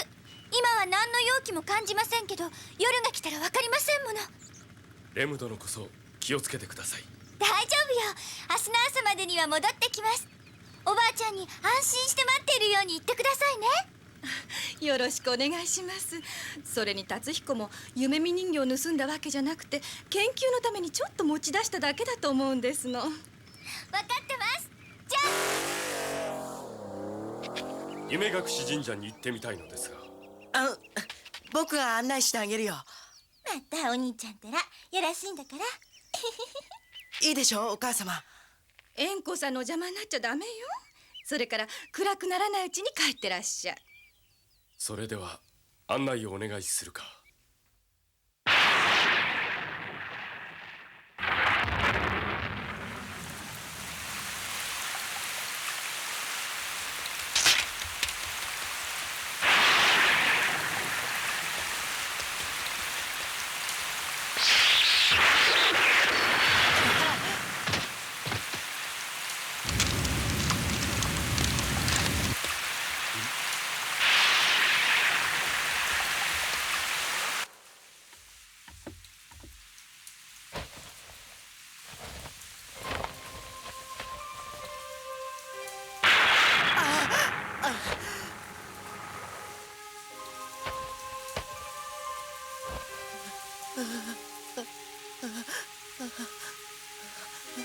これはいかん。体を温めねば。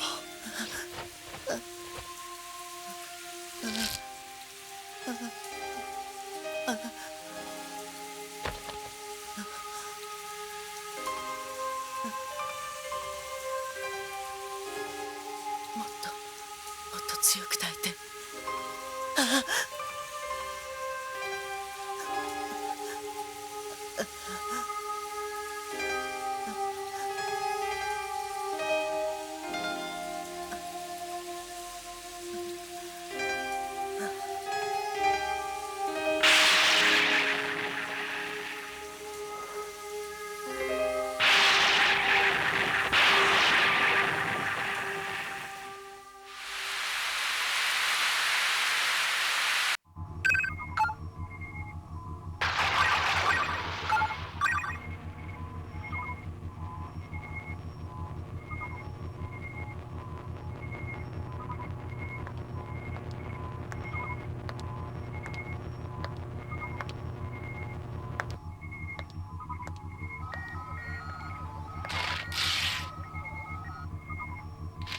おいビシュ、こいつはすごいぞ。この人形に込められた残留思念のエネルギーは想像を絶している。そんなことより何か手がかりは見つからないのか。平家の隠し財宝の。財宝？そんな夢物語。この夢見人形こそ素晴らしい宝じゃないか。昔から数々の奇跡を起こしたと言ったら十分にあり得ることだぞ。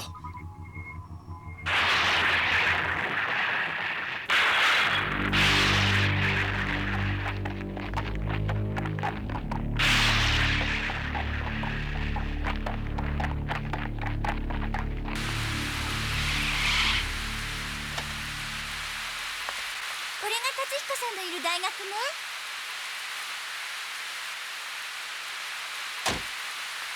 ああ、髪がびしょ濡れになっちゃう。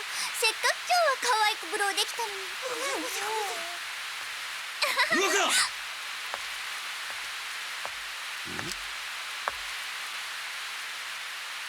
女の子か。こんなところで一体何をしてるんだ？どうした？あ、この女の子が。榊警部。いやあ、レムさんじゃありませんか。どうしてここに？榊警部こそ何かあったんですか？いやあ、化け物を見たという通報がありましてね。こんな大雨の日にバカバカしい話なんですが、これも仕事でして。何でも首のない鎧武者が巨大な馬に乗って。なんですって？榊警部、詳しい話は後でしますけど急がないと。あ、レムさん。ビシュ、もう少しパワーを上げてくれ。よし。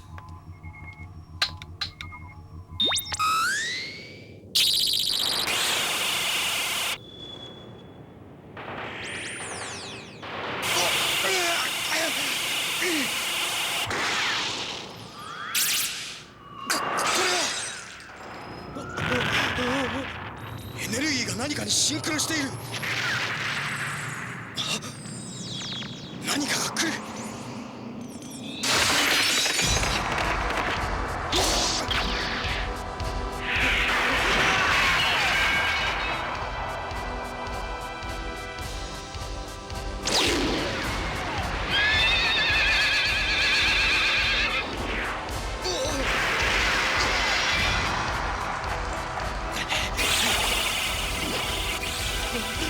首なしの騎馬武者。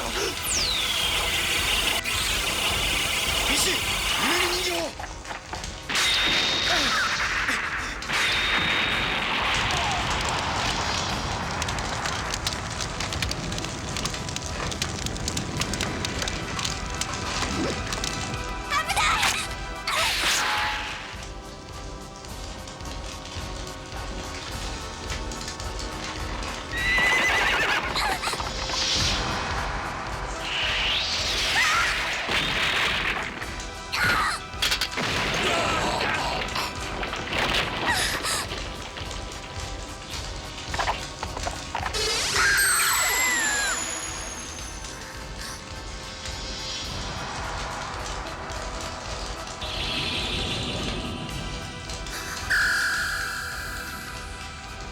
レムさん、大丈夫ですか？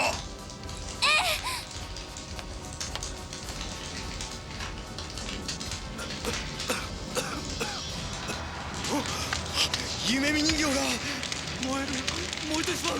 平家の財宝は俺のものだ。待て、ビシュ。俺のものだ。レムさん、いかん。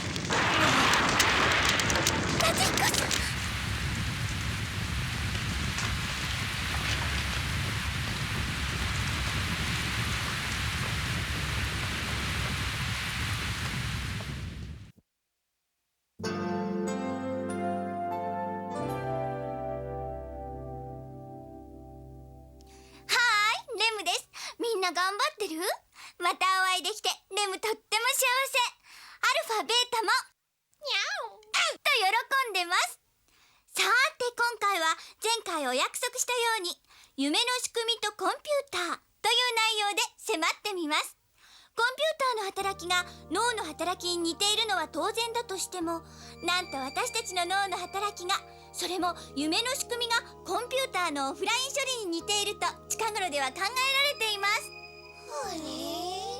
つまりコンピューターへ外からの情報を入れないで内部の情報の整理をすることを言うんですけれど、人間の場合にも夢によって脱学習を行っているという説があります。人間の脳はとんでもない能力を持ったコンピューターに例えられますけれど、それでも限界はありますよね。だから全ての情報を入れっぱなしにすることはできません。そのために脳は眠っている間にいろいろな情報をランダムに呼び出していらなくなった情報を消していくんです。そのためにとんでもなく関係ない記憶がつながって出てくることがあるんです。日常ありえないデタラメさが夢の面白さなんですね。でもまだそれは仮説。いずれ人間並みのコンピューターが現れた時、その謎が解けるかもしれませんね。次回はその人工知能がテーマ。果たして人造人間は夢を見るのでしょうか。フランケンシュタイン博士の作った人造人間の秘密に私が迫ります。どんなことでも可能にする夢の世界、まだまだ興味は尽きませんね。みんなも勉強頑張って夢の秘密に迫ってね。さあ私も後半頑張らなくっちゃ。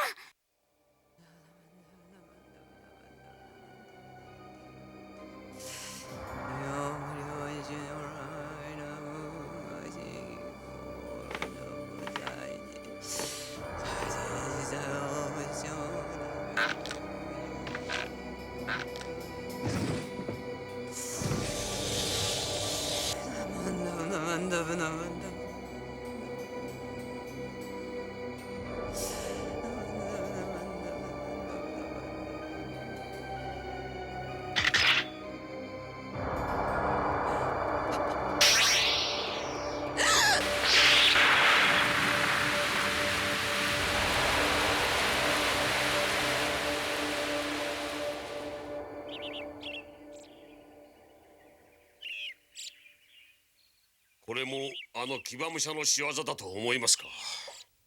私には分かりません。ただ何です？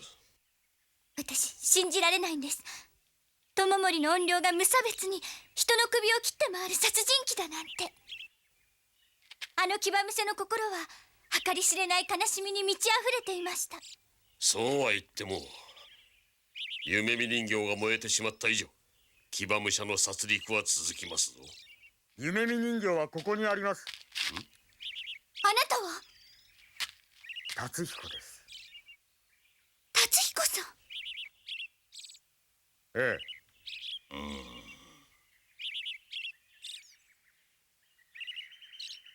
面目ない節操がいながら。ああ、そういうこともありますよ。まあ夢見人形も戻ってきたことだし、あとはこれを神社に返せば。それで本当に終わるのかしら。友森の怨霊が発していた悲しい怨念のエネルギーを思い出すと。怨念のエネルギー？そう、円光さんも感じたでしょ。大岡殺しの犯人は友森の怨霊ではありませんな。なんですって？昨夜節操は何の容器も感じませんでした。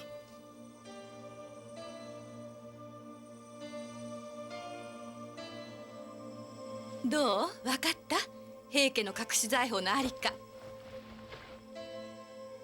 なんとか言いなさいよ。ねえ、分かったんでしょ？教えなさいよ。あなた誰？達彦じゃないわね。お気の毒ですが、達彦君は死にました。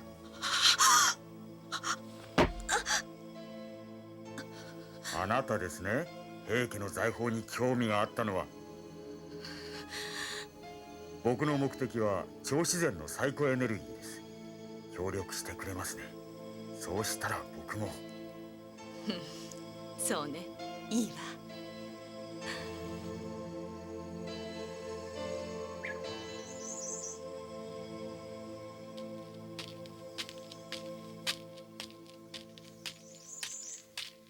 ちょっと待ってください。僕はもう一度首なしの騎馬武者に会いたい。あなたもそうじゃありませんか、レムさん。あなたの目的は一体何なの？レムさん、あなたも普通の人間じゃありませんね。達彦殿、友森の怨念も夢見人形も今まで通りここで眠らせてあげましょう。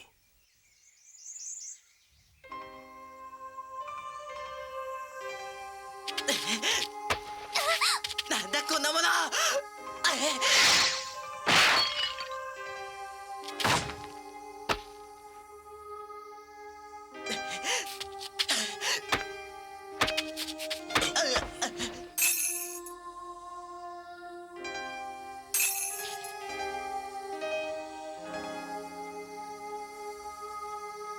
あなたの思い通りになりそうね、達彦さん。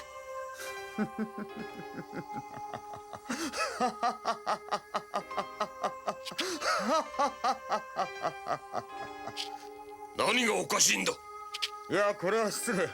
もう隠していても仕方ありませんね。僕は達彦じゃありません。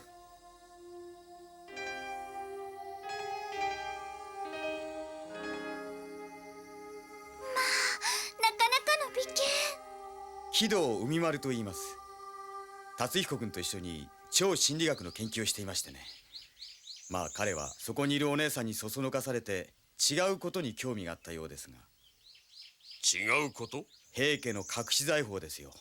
そのために京子さんは実の母親まで殺してしまったんですから。本当ですか、奥さん？なぜ？待って、奥さん。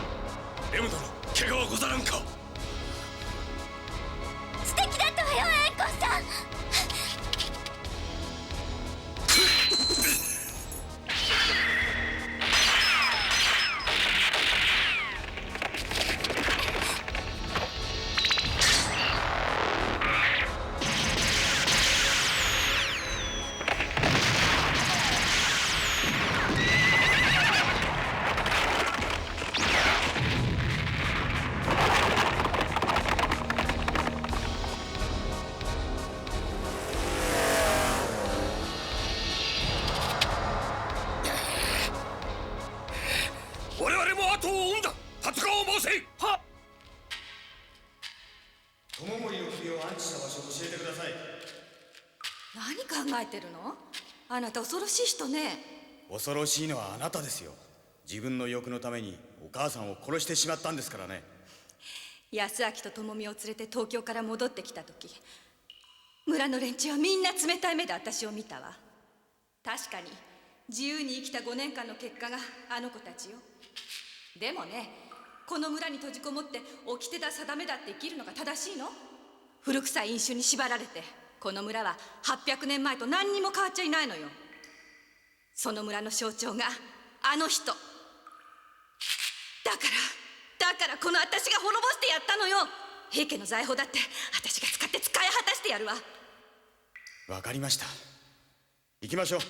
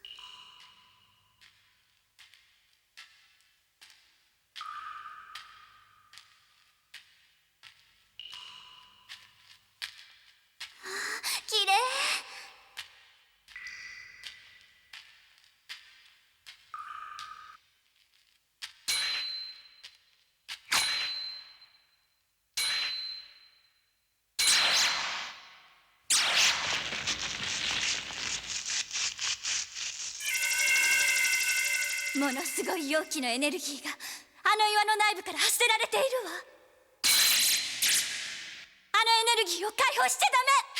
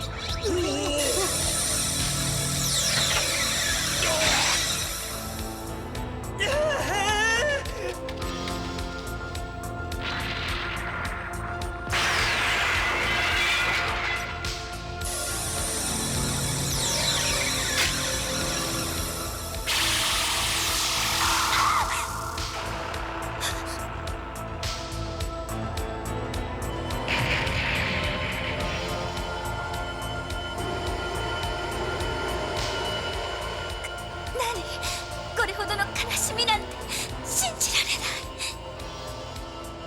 い。レオ殿、大丈夫ですか？蓮光さん、もう私の力ではどうにもならないわ。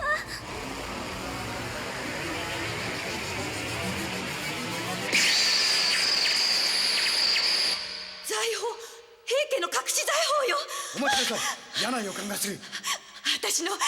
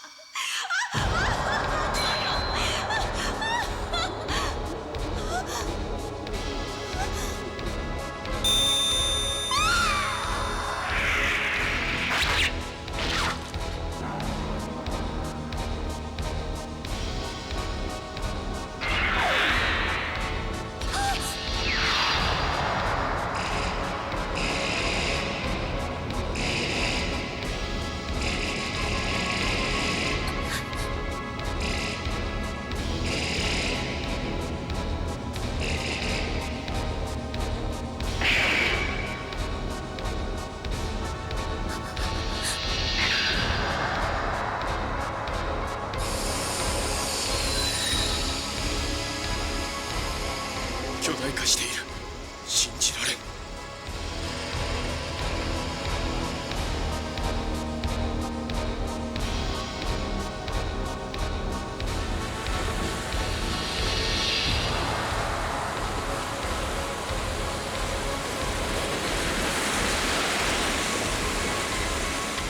どうやら壇ノ浦の合戦のリターンマッチをやるつもりですね。ものすごいエネルギーの量だ。現実が奴の夢の世界に侵食されていく。漢字罪殺教師がにゃーみだじ出見後外空。こうなったらやるっきゃないわね。アルファベータ行くわよ。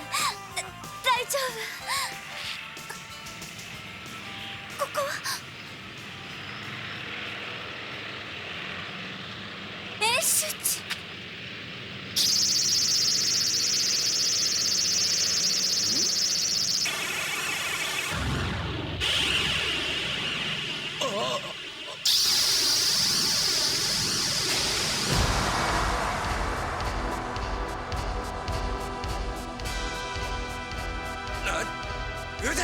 やっつけろ！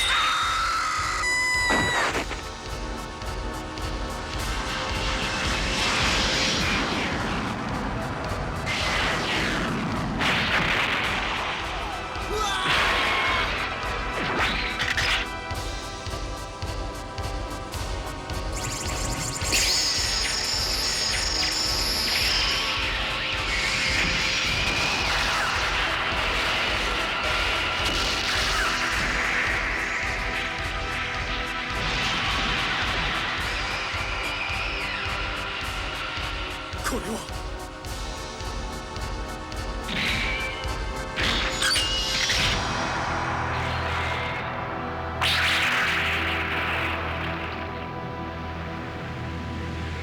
天変地異だ。これはいかん。のままでは富士山が噴火するかもしれません。何？一つだけ方法が。どうすればいいのだ？800年分の怒りと悲しみのエネルギー。これだけのエネルギー量があれば肉体は無理でも精神だけは過去の世界へ戻してやることができます。それはまことか？ええ、しかしその前に彼を正気に戻さなければ。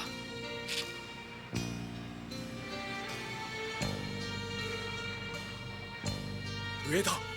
夢御前の笛の音を聞けば正気に戻るかもしれん。レム殿、節操の声に応えてくだされ。レム殿、節操の声に。社会人列在伝。円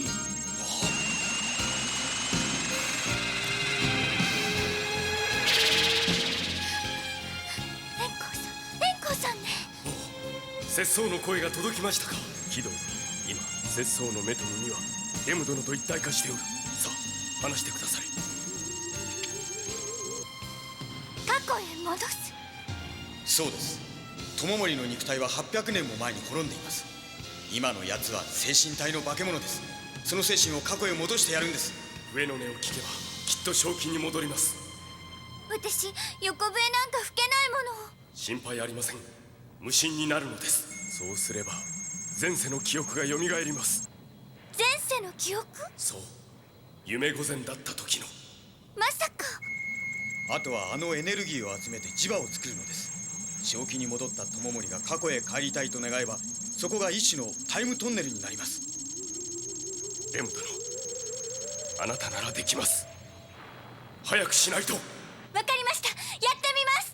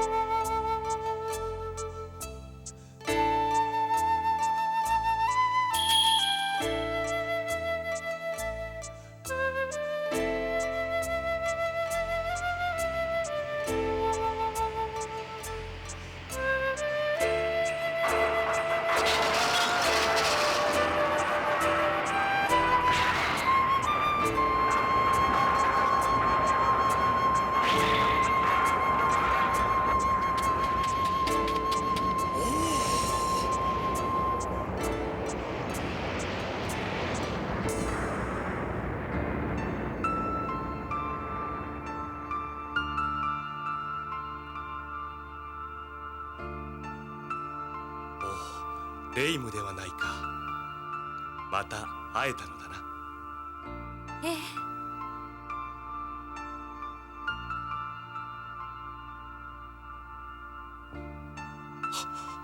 友森様、ここはあなたの住む世界ではありません。さあ、思い出して。幸せだった頃。幸せだった頃。おかえりなさい。あの時。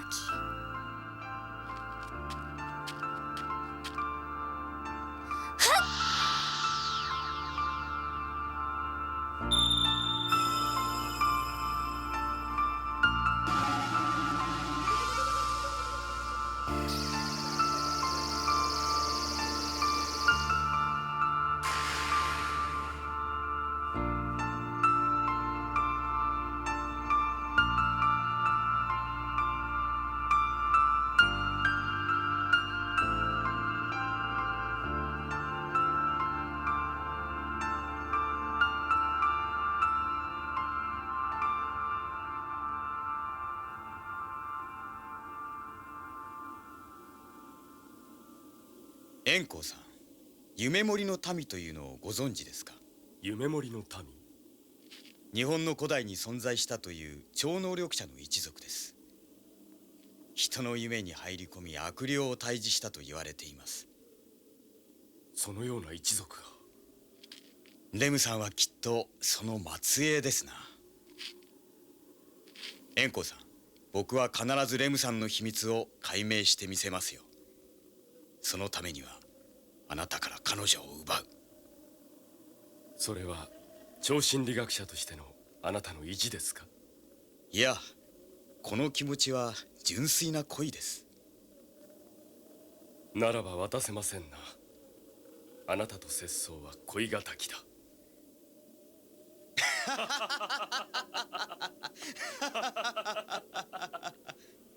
なんちゅう連中だ。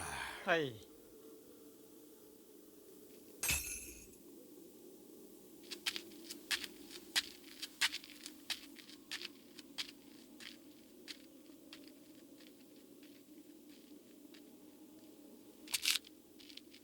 それじゃ。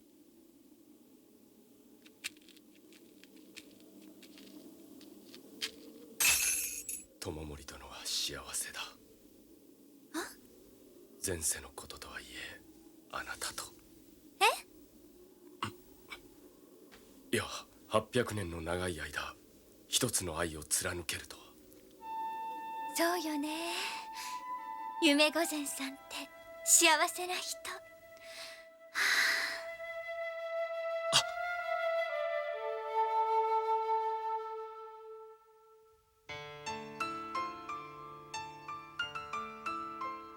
レイムと申したな。はい。そなたの笛を聞いてみたい。わしの屋敷に来てはくれぬか。ぜひにとのご所望ならば。ぜひにじゃ。さあ。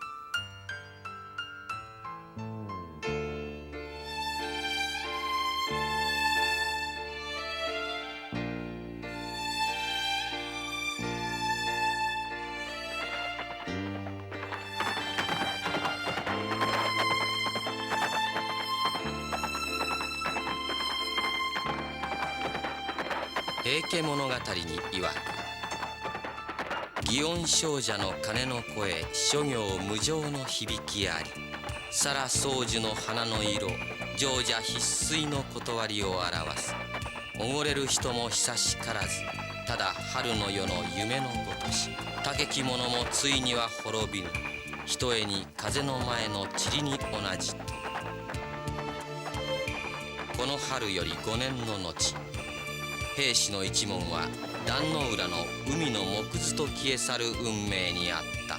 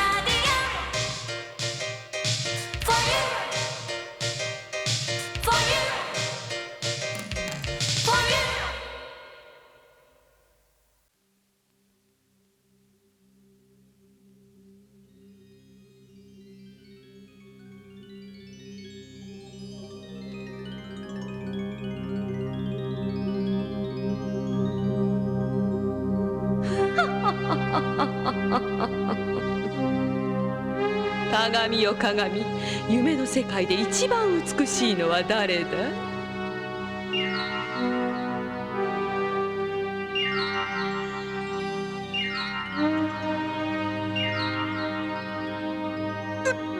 またしてもこいつか。ならば鏡よ、この小娘がいなくなったらその時は。もちろんその時は女王様、あなた様が一番です。そうだろうともそうともさ。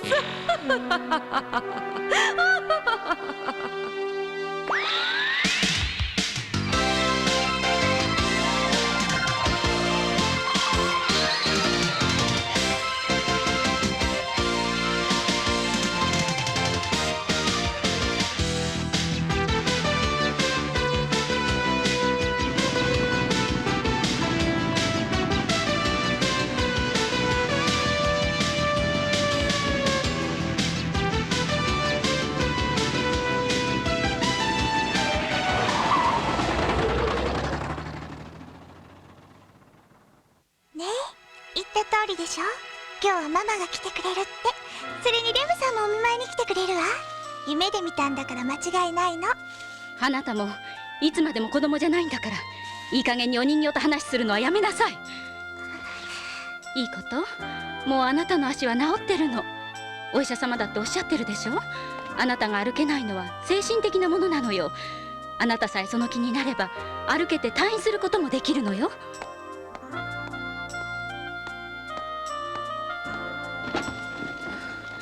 あれほど言ったのにまだこのガラクタを捨ててなかったのね。でも。ええ、分かってるわ。このお人形はあなたより先に退院していったお友達が早く元気になってと残していってくれた大切なものだってことは。でもね、あなたがこのお人形を相手に夢のお話をしているようではなかなか退院することができないのよ。現実に目を向けたくない気持ちはわかるわ。2年前のバースデーの時、ママは忙しくてミナはパパにおねだりしてドライブに出かけた。そして事故。運転していたパパはあなたをかばって亡くなった。でもあれはあなたのせいじゃなかったの。待ってママ、その人形もう少し置いといてお願い。いいわ。その代わりいいこと、自分で歩く気になったら人形たちにお別れをするのよ。いつも長くいられなくてごめんね。今日も仕事が忙しいの。また来るわね。ごめんね。ママはあんなこと言ってるけど私は絶対に捨てない。そうそう、もうすぐレムさんがお見舞いに来てくれるの。ゆうべ夢の中で約束したのよ。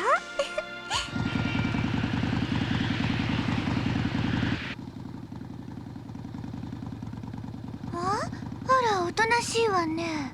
こら、これはミナちゃんへのお見舞いでしょ。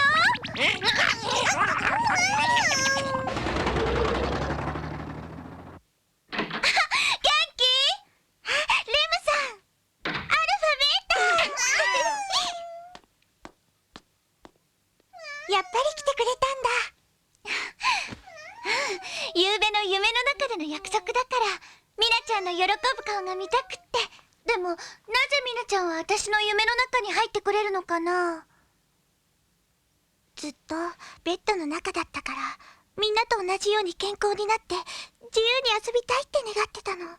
でもダメだったから夢ばっかり空想ばかりしてたの。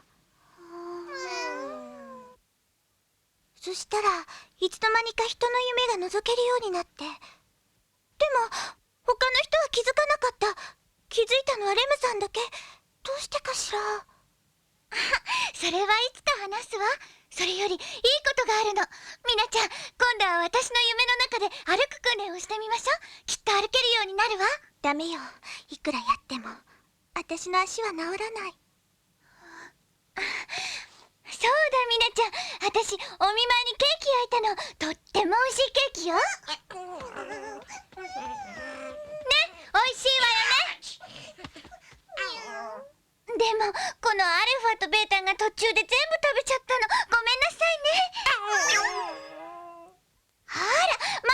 目にクリームが。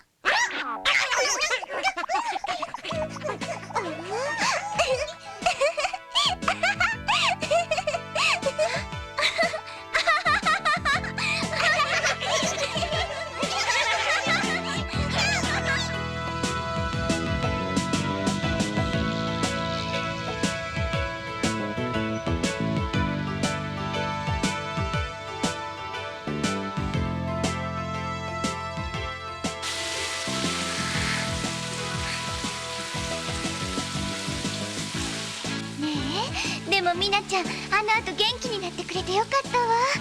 アルファベータ、あなたたちの怪我の巧妙よ。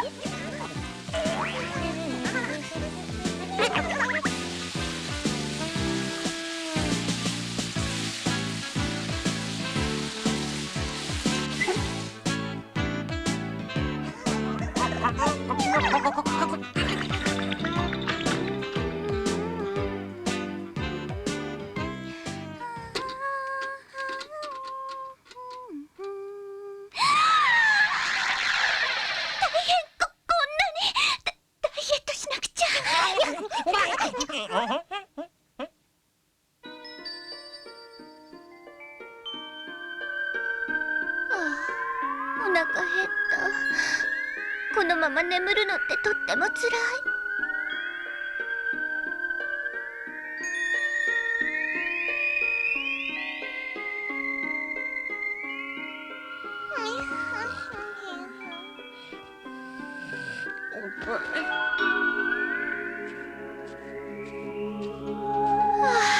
お腹減ったわ。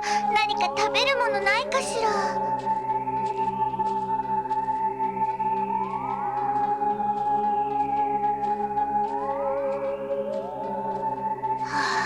もうダメ。おやお嬢さん、どうしたんだい？あらおばあさん、私お腹が空いて。おやそうかい、それはちょうどいい。ほれこれをあげよう。まあ綺麗なリンゴ。ありがとうおばあさん。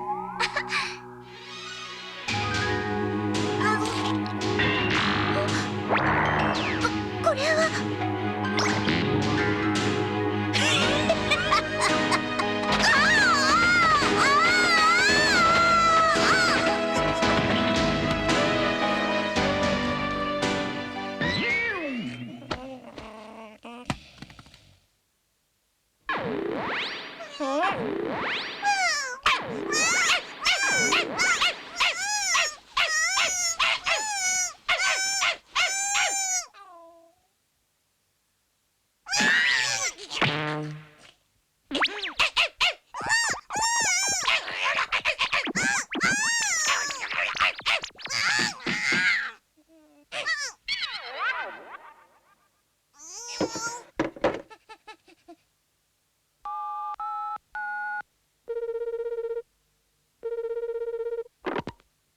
榊ですが。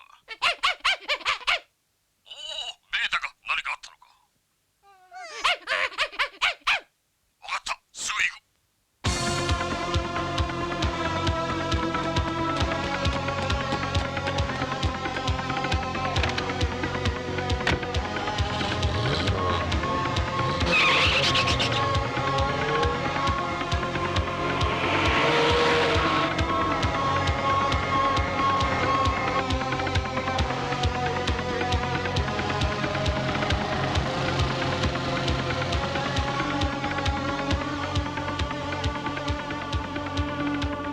レム殿に異変が。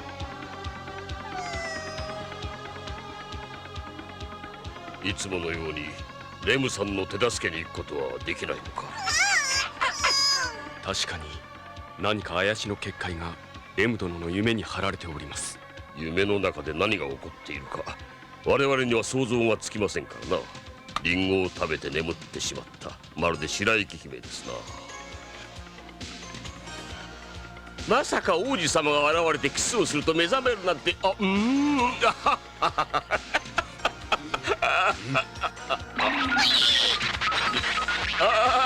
や、そんなことはありませんな。全ての原因はこのリンゴ。このリンゴに謎を解く鍵が。これは。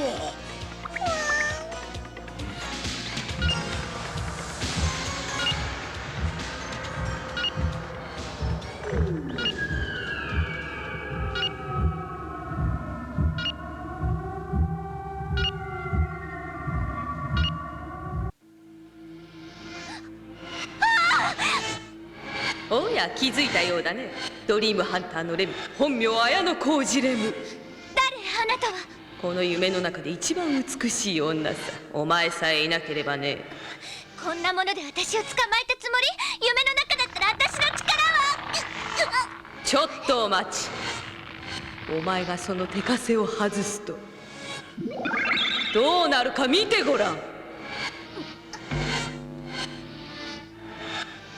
リンゴは。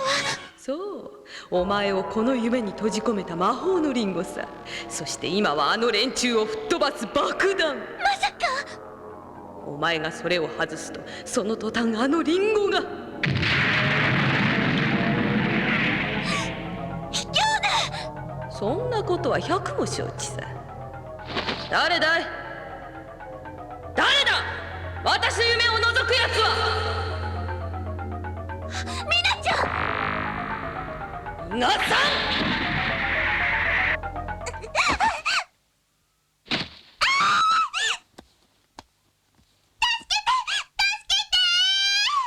また騒いでるの？いい加減にしなさい。夜中なのよ。お願い、助けて。今度は本当よ。魔女が追いかけてくるの。また悪い夢でも見たんでしょ？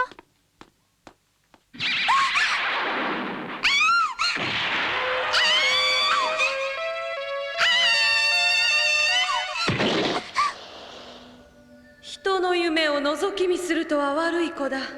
レムを片付けたらお前にもたっぷりとお仕置きをしてやるからね。さて、12時までどんな風に楽しむとするか。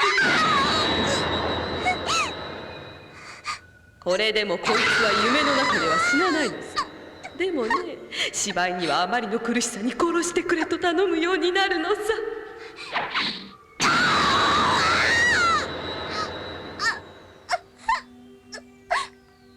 レムさん。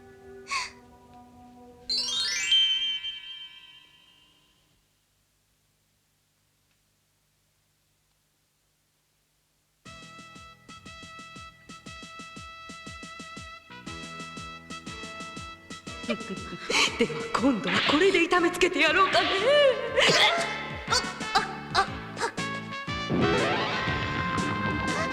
あなたたち、私を助けに来てくれたの？貴様たち、それ待て。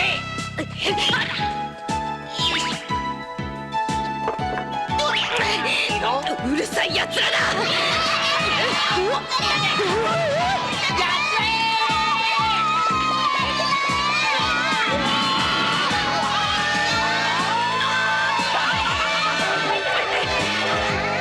12時に何か起こるらしいわ。なめるじゃないよ。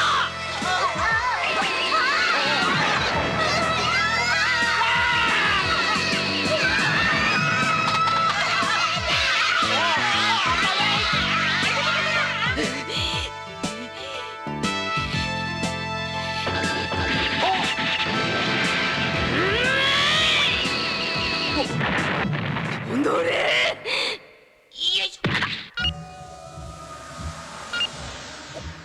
これは我々の時間単位と違いますが、これは明らかにタイマー。タイマー？我々の単位に置き換えると、タイマーの最終時刻は0時ちょうどになっています。何？12時まで20分もない。もし爆発物だとしたら。こんなところで爆発したら死人が出る。坂脇さん、安全なところへ。ウォーターフロントだ。アルファ、ベータ、レム殿を頼む。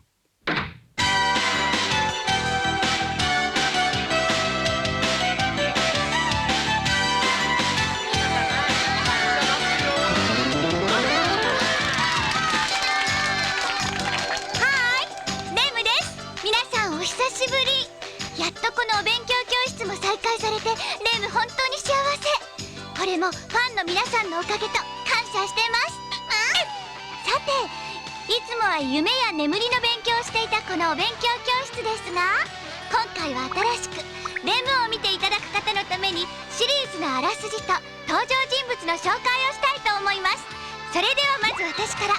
私、綾野浩二レム、青山に怪奇事件よろず探偵引き受けますの事務所を開いて、世の中のいろいろな怪奇事件の調査解決を仕事としています。しかしその実態はドリームハンターのレム。人々の夢に忍び込んで悪夢で操り、この世界を闇の世界に変えようとするムマの一族と戦う夢森の民の末裔、ドリームガーディアンの一人です。そしてアルファとベータ、私に協力して事件の解決にあたり、夢の中でムマたちと勇敢に戦います。今は可愛い2匹ですが、戦う時はこんなに大きくなってすごく強いんです。そして謎の僧円光さん、全てが謎のまま私に協力してくれている心強い味方です。最初の事件から危ないところを何度も助けてもらってます。得意技に夢マンダラという秘宝があります。この光に当たるとムマは苦しんで消滅してしまいます。そして榊警部、とっても素敵なお父さんみたいな人。2つ目の事件で一緒に死神博士と戦いました。とっても正義感にあふれた勇気ある人です。お嬢さんのゆかりさんとはそれ以来ずっとお友達、アルファベータのいいお姉さんでもあります。キドウさんは天才科学者、円光さんとは反対にコンピューターを操り、科学の力で敵に立ち向かいます。クールな青年ですが、今は私をめぐって円光さんと恋のさや当て。困っちゃうけど嬉しい。でもまだ最大の敵死神博士は人々の悪夢の中に生き残って再び恐ろしい策略を練っています。あの若さを得ようとして悪魔に魂を売ったファースト博士のように、メフィストに魂を売った志村博士は不死の生命を得て私に戦いを挑んできます。でも私は負けません。夜の闇の中で皆さんの眠りを妨げるムマとの戦いに勝ち続けます。それではこれからもレムをよろしく。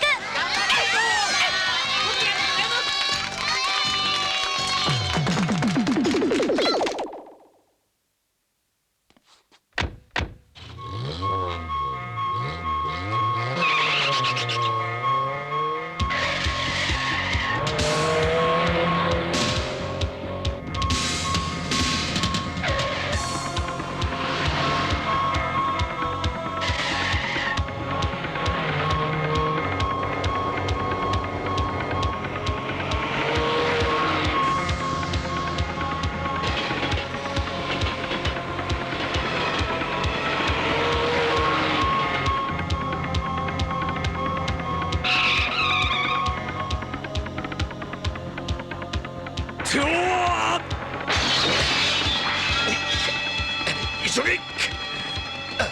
しまった！翼が使えてパトカーに入らずせそうが。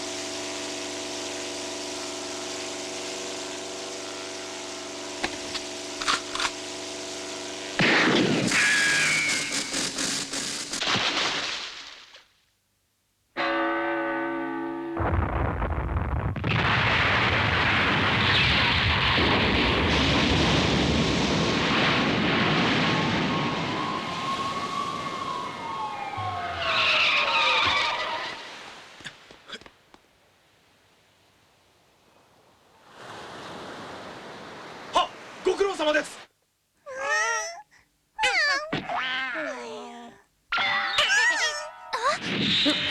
うるさい！何？よくもひどい目に遭わせてくれたわね。もう許さないから！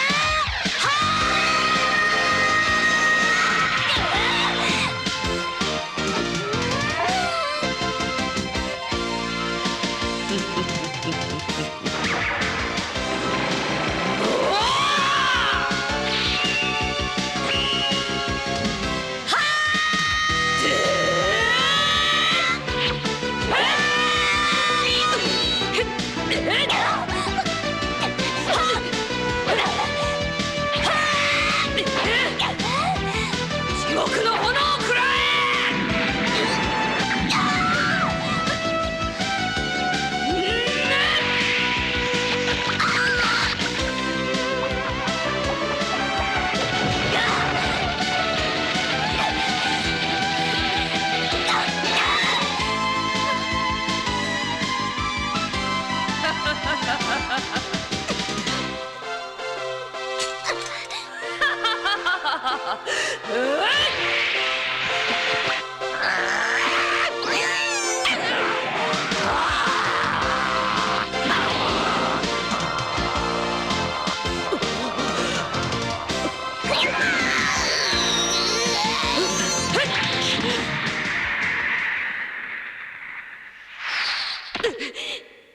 古代の悪夢よ、今よみがえれ。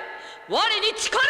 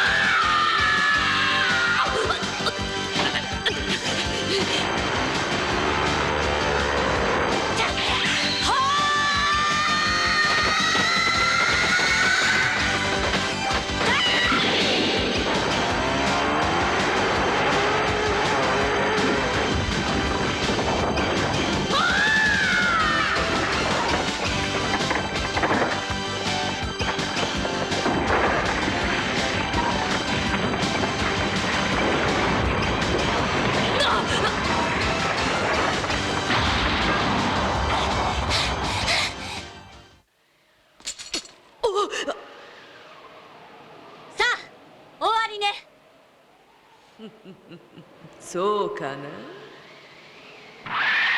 私が手を一振りすればあの娘を。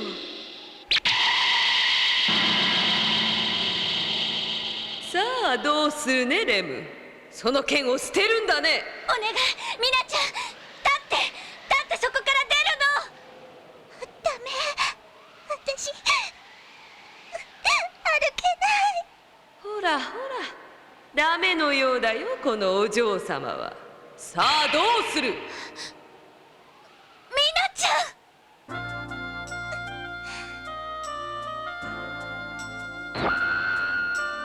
ん、もう待たないよ。さあ剣を捨て。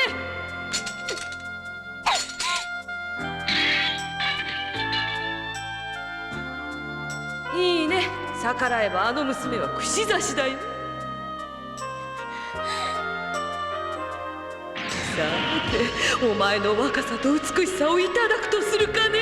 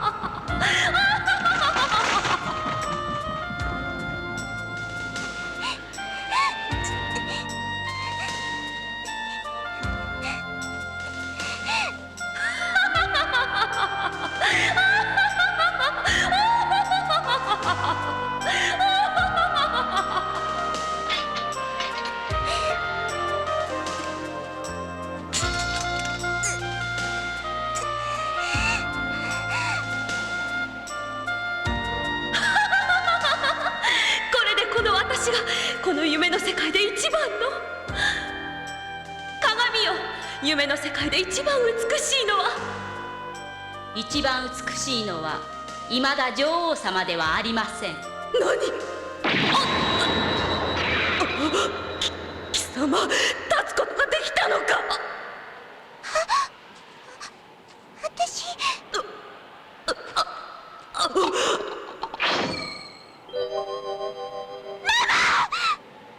騙されちゃダメ、ミナちゃん。魔女は心の隙につけ込むの。すべての女性の嫉妬心、それが私を生み出した。それが消えぬ限り私は死なない。優しい心がある限り私も戦い続ける。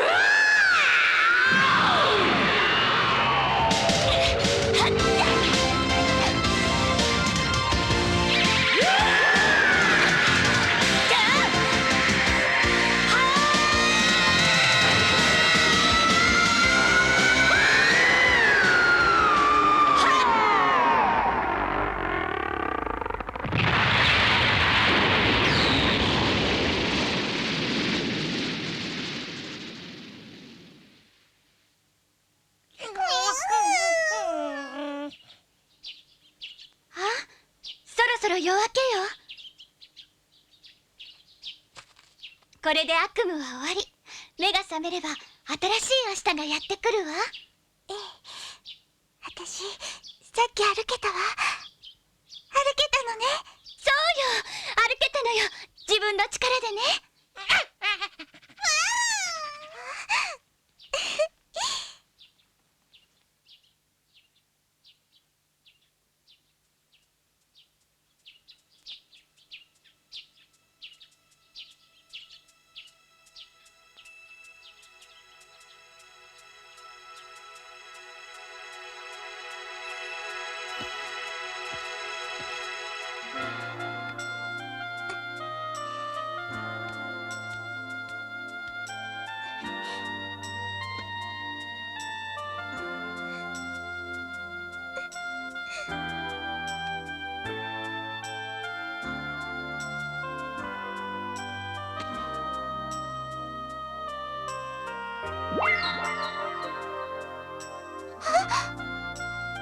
さようなら。元気でね。さよなら。どうしてなの？もう君は僕たちを必要としないからさ。そんなことない。私はそれでいいのよ。みんなそうやって大人になっていくの。さようなら。さようなら。さようなら。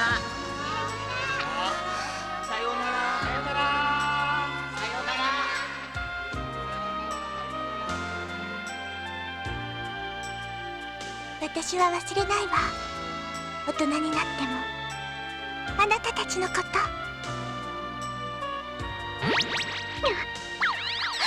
と、もう朝。戦うとやっぱりお腹減るね。ダイエット？あれはもうやめたの。さて、ハンバーガーでも食べに行こっか。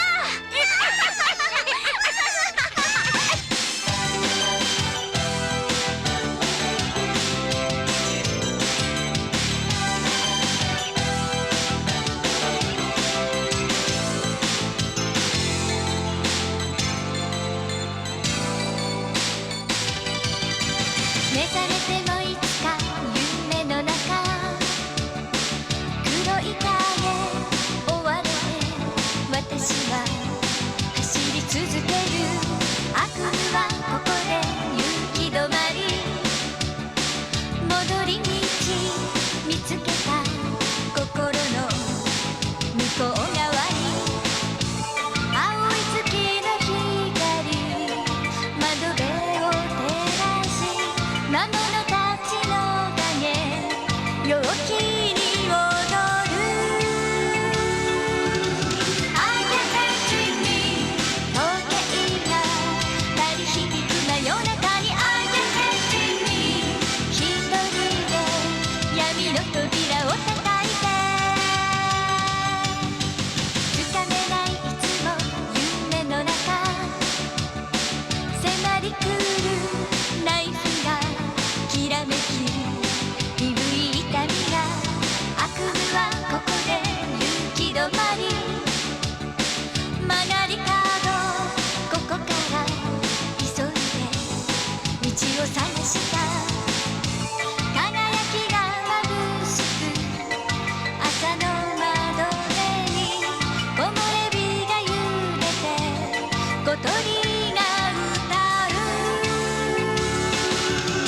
I can touch me 電話のベルが鳴る真夜中に I can touch me 目覚める私は一人ぼっちで。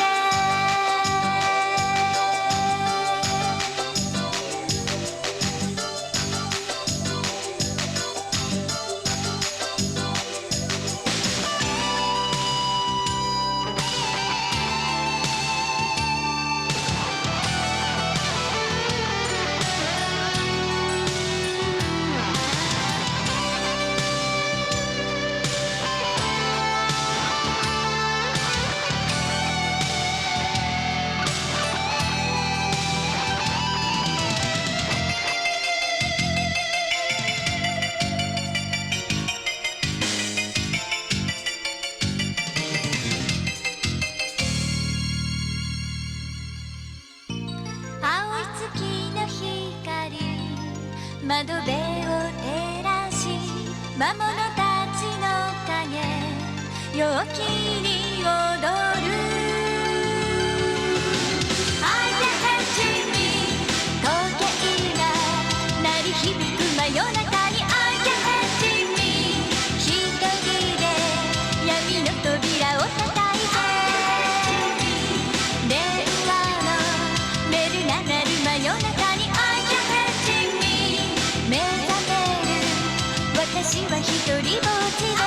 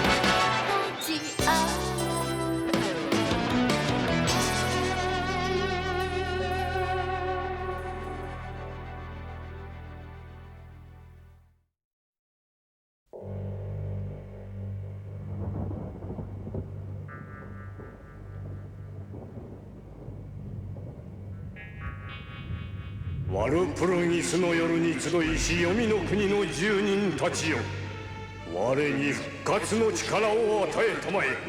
太陽の光のもと堕落した日々を送り、闇の世界への畏怖を忘れ去った人間どもに復讐をするのだ。この世界の真の君主が誰か思い知らせてやろうぞ。誰だ？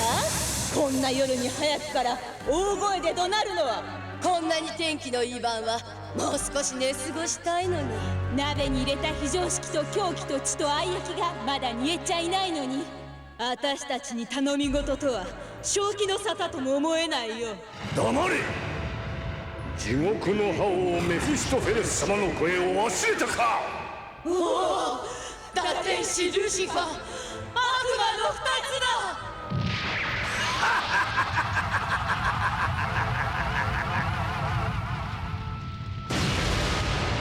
世紀末の匂いが漂っておるわ。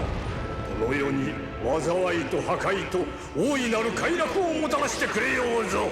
災いと破壊と大いなる快楽を我らが魔王サタンの名において。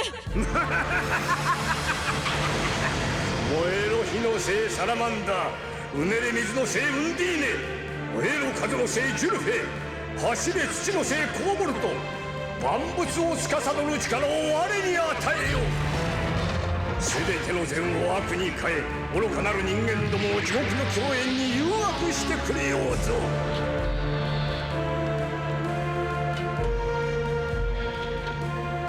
さあ、新たなるファウストを探しに下界へ旅立つとしよう。行け！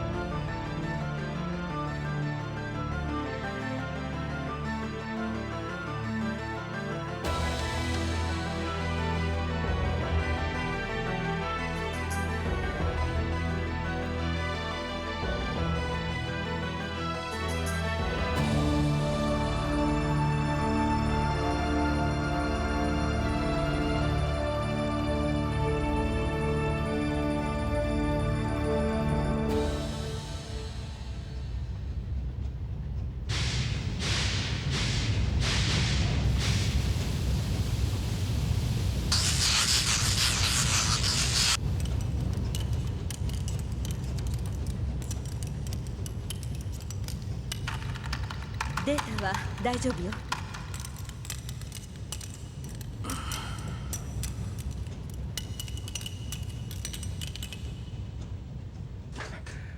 終わった。君たちはこれから奇跡に立ち会うのだ。バイオテクニクスの究極がこれさ。とうとう成功させたね、ビクター。これで君のご先祖フランケンシュタイン博士もきっと満足するだろう。ありがとう、キド。君には後で重大な相談があるんだ。衆よ、我が友ビクター・フランケンシュタインの所業を許したまえ。ボリス、科学者らしからぬ発言だね。それとも何かい？バチカン科学アカデミーからこの実験を阻止するようにとでも言われているのかな？ビクター、私も科学者の端くれだ。しかし君が作り出そうとしているのは本物の人間だ。それは神を冒涜することになるのではないかと恐れているのだ。どうやらデルタは君の意見に賛成しかねているようだね、ボリス。こいつの知能は人間よりも高いくらいでね。言葉は喋れないが僕たちの会話は全て理解しているよ。この黒豹も人工生命体なのか？そう、僕の傑作の一つさ。さあ始めようか、リズ。今夜の嵐は天の恵みだ。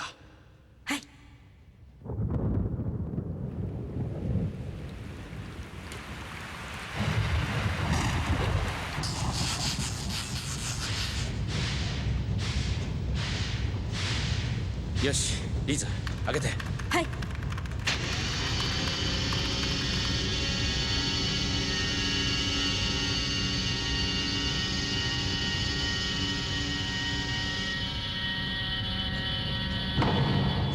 セット完了しました。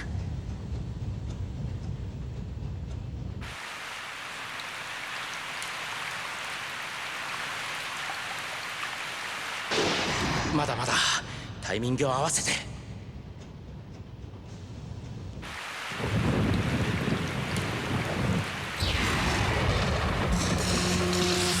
今だ。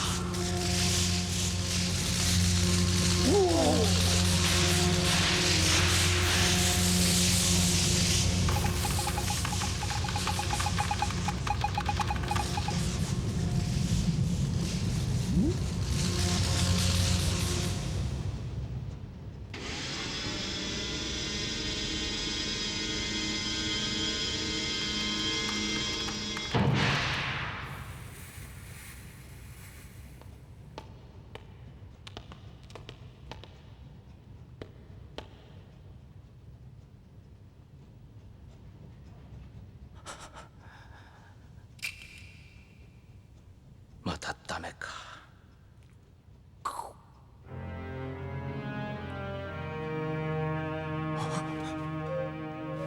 偉大なる祖先よ、あなたがその存在において神を凌駕しながらも2つの大きな過ちを犯された。人造人間に狂った頭脳と世にも醜い姿をお与えになったことだ。僕は二度と同じ過ちは繰り返さない。さあ見てください、この美しい姿形を。そしてこの頭脳には古今東西のありとあらゆる知識が記憶されているのです。今こそフランケンシュタインは神を超えたのだ。我が子よ、ジーザス・クライストの頭文字をもらってお前をジュリアンと名付けよう。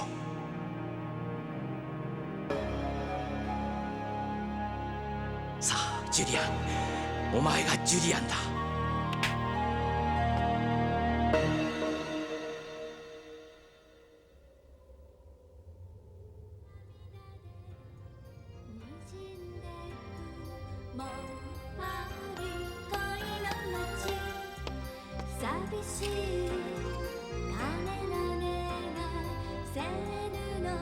あら、もうこんな時間？ムーラン・ルージュも終わりみたい。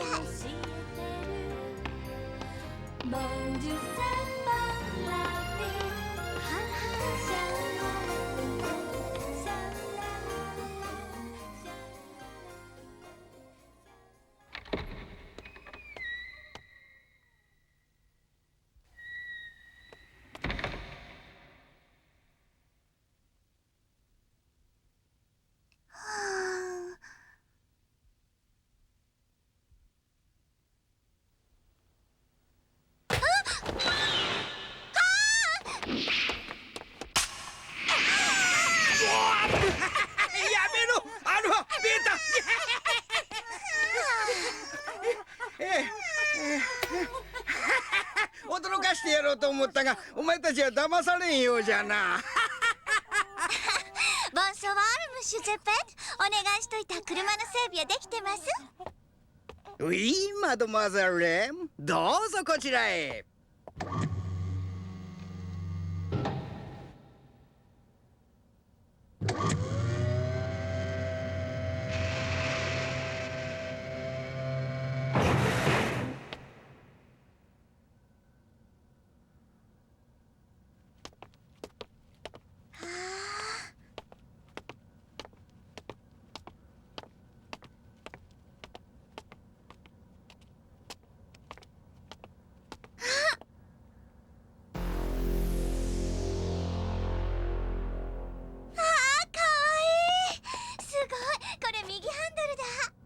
そうじゃよ、輸出仕様を取り寄せて改造したんじゃ。今度のは以前のものより数段グレードアップしとるぞ。ねえジェペットさん、いつもの通りローンにしといてね。レムさんにあっちゃかなわんな。よし、ミサイルランチャーはおまけだ。メルシーボク。で、商売の方はうまくいってるの？残念なことに世の中から戦争はなくならん。こちとら死の商人なんて呼ばれとるが、本当に悪いのは一体どこの誰だろうね。そそんなルフィガロの社説みたいなこと言っちゃって。年寄りの愚痴じゃ聞き流してくれ。わしの誇りはレムさんのようなお客を持っとることだよ。そう言われると張り切らざるを得ないわね。張り切りすぎてあんまり車を壊さんようにな。まあわしは儲かるからいいが。今度は気をつけます。ジェペットさんの魂がこもった車ですもの。まあいい。この間のように横浜港まで送る手はずもできとるよ。その前にこの車でフランケンシュタイン公国まで行ってきたいんです。フランケンシュタイン？ええ、そこのフロイト城に招待されてるの。フロイト城か。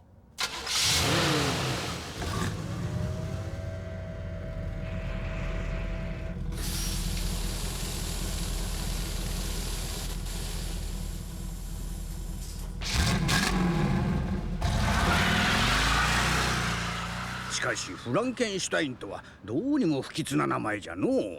そうは思わんか？ピノッキオ？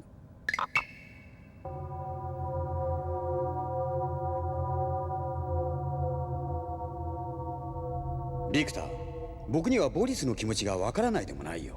何が神だ。奴も遺伝子工学を研究している科学者の端くれじゃないか。そしてローマ法王に仕える神父でもある。彼は彼なりに心の中で葛藤しているんだろう。まあ哲学でいうところのアウフヘーベンされるのを待つしかないさ。なあキド、君はドリームガーディアンという存在を知っているかい？ドリームガーディアン？ちょっと君に見てもらいたいものがあるんだ。デルタ、ジュリアンのことを見ていておくれ。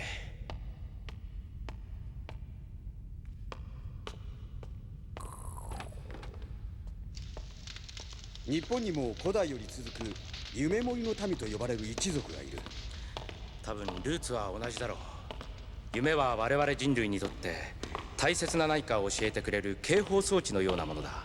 だからこそその夢を守る者たちも存在する必要があったんだ。そこまでは僕の仮説と一致するよ。この考えは僕のものではない。専門分野が違うからね。実はこれはジグムント・フロイト博士の秘密文書に書かれていたことさ。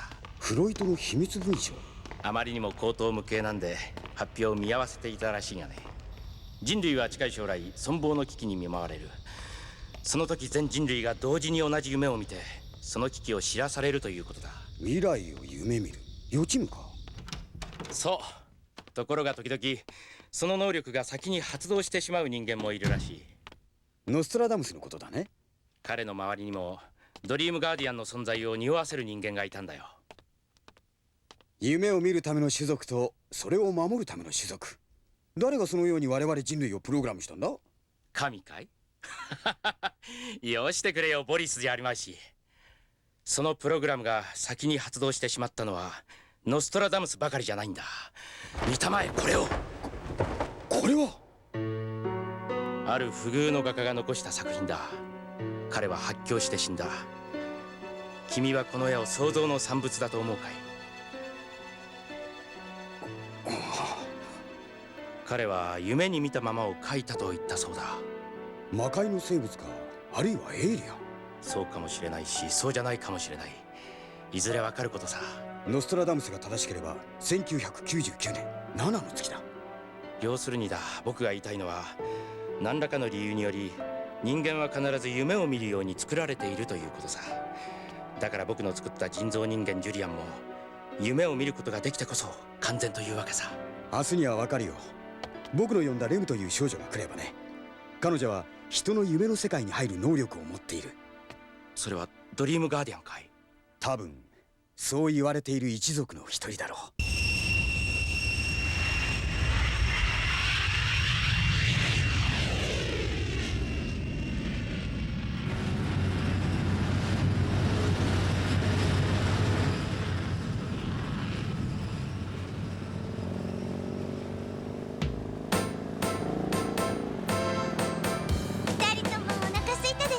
村に着いたら何か食べましょうか。まあベタったら。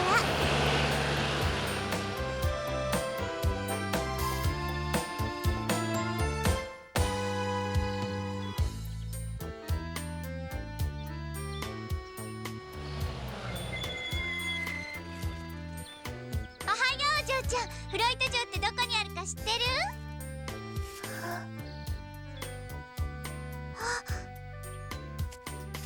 あっちよ。目が悪いの？うん、でもこの辺のことなら何でもわかるわ。お家まで送ってあげよっか。ありがとう。でもいいの、もうすぐおじいちゃんが迎えに来てくれるから。シェリー、シェリー。ほらね。ほんとだ、シェリーちゃん、じゃあね。バイバイ、お姉ちゃん。そろそろお家に帰ろうか、シェリー。朝食の用意もできている頃だよ。後でまた遊びに来てもいい？ハイジおばさんに連れてきてもらいなさい。おじいちゃんはこれからお仕事なんだよ。日本からお客さんが来るんでね。日本から？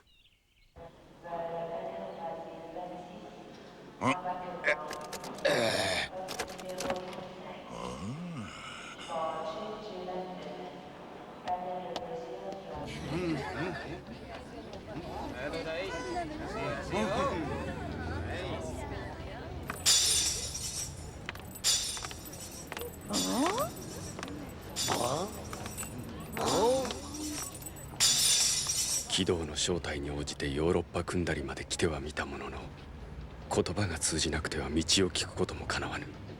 はてさて今夜の宿は。なんだこいつ変なもの着ちゃって。どっから来たんだ？困ったガキどもじゃ。だから外国は嫌だと。あ、動いた動いた。面白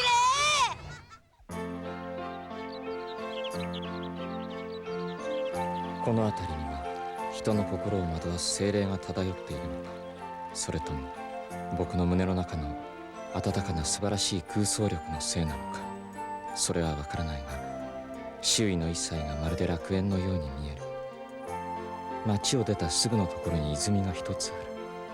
僕はまるでジュリアン、この光を、この風を感じなさい。みんながあなたを祝福しているわ。私を祝福してくれる。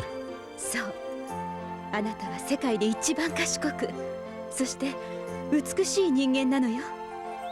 世界で一番美しい人間。彼が人造人間なんですか？そう、昨べ生まれたばかりの知能、パワーともに常人をはるかに上回っていますがね。レムさん、あなたに彼の夢の中に入ってもらいたいのです。ジュリアンが夢を見ることができるのなら、それが本当の人間であることの証明になるのです。それが人間の証明になるんですか？これはあなたにも関係あることなんですよ、レムさん。私に？これを見てください。フロイトの秘密文書です。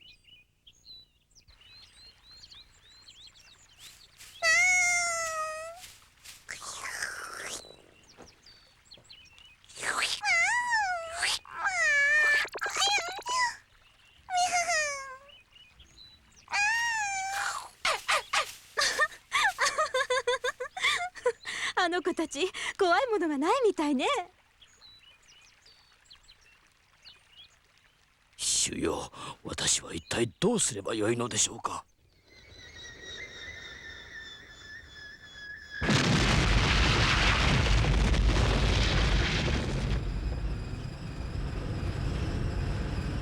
この無人機動戦車は超小型のコンピューター頭脳によって制御されており、それぞれの戦車が独自の状況判断をして戦闘を展開します。我々人間は遠く離れた司令部からただ見守っているだけでいいのです。ほう、これはすごいですな、ケップ将軍。インターポールの帰りに寄った甲斐がありました。ご満足いただけて光栄です。しかし警部、実を申すとあの戦車はメイドインジャパンでしてね。はあ？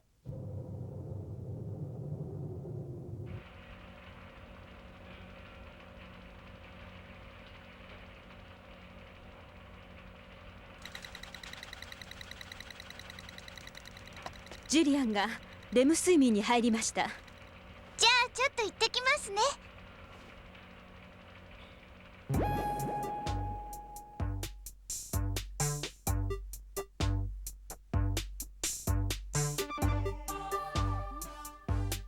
ここれはやっぱり人間の夢というよりコンピューターの見る夢ね。あは、あなたたちアルファとベータね。そうすると私はこんな風になるのかな。人間の夢ってなんかこうもっとドロドロしてるものなのよね。憎悪とか欲望とか持ってないけど愛情も感じられないわ。どうでしたか、レムさん。やっぱり記号的なイメージの世界ですね。人間の夢とは随分違うと思います。そうですか。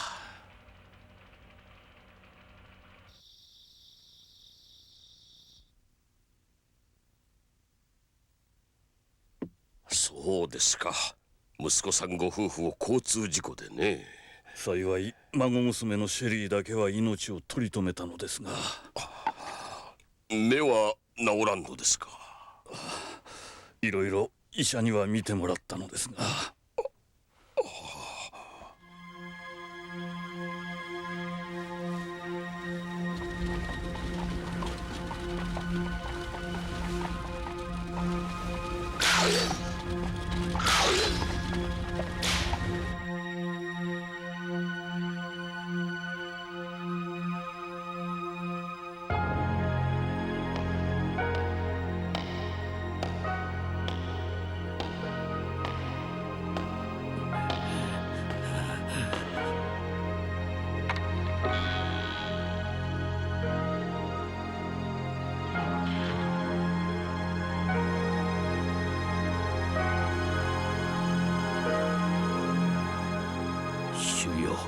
私の行いをお許しください。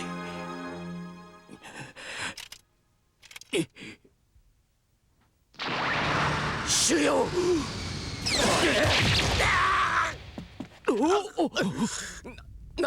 なぜ許せ。お前はこの世に存在してはならないのだ。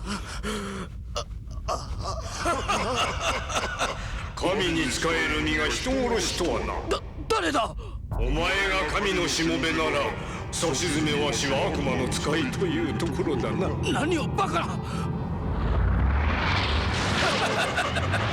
ジュリアン、よく覚えておけ。これが本当の人間だ。お前を殺そうとするこいつの憎しみに彩られた顔を見ろ。違う。私は主のために。詭弁だな。人間はいつだってそうだ。自分の行いを正当化するためには自らを偽る。所詮人間とは互いに疑い、裏切り、傷つけ合って生きていく定めなのだ。お前を本当の人間にしてやろう。満たされぬ思いを抱き国王様よ、お馬たちよ。ジュリアンの夢の世界に宿り、己の欲望を思う存分に満たすがよい。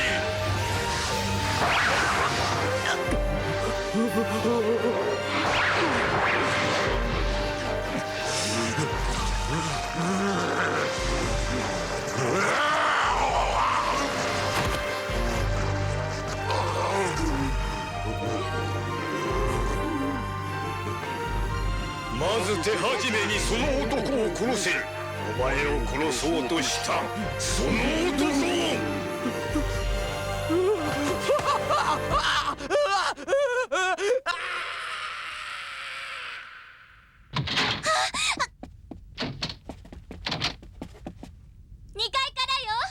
君はここにいろ。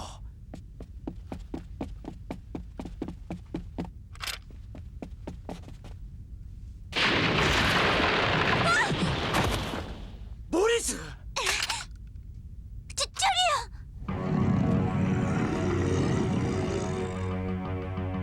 ジュリアン、その姿は。その子はまさか。その通りだ。しばらくだな、レム。あなたは死神博士。そう、東洋の島国ではそのように名乗っておったな。今はメフィストフェレスと呼んでもらおうか。ラテンシルシファー、サタンの別名ね。その通り。この人造人間ジュリアンはわしのファウストな。やめてくれ。私のジュリアンを一体どうしようというのだ。誠の人間とは己の欲望のままに生きる獣よ。所詮満たされぬ欲望の奴隷よ。エリザベス！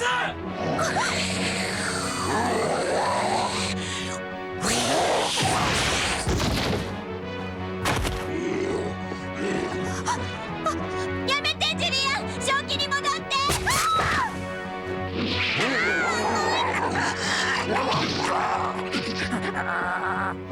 ジュリアン、こっちだ。リズ、大丈夫か？さあジュリアンよ、人間どもに血と破壊の何たるかを教えてやるとしようか。アルファベータ追跡よ。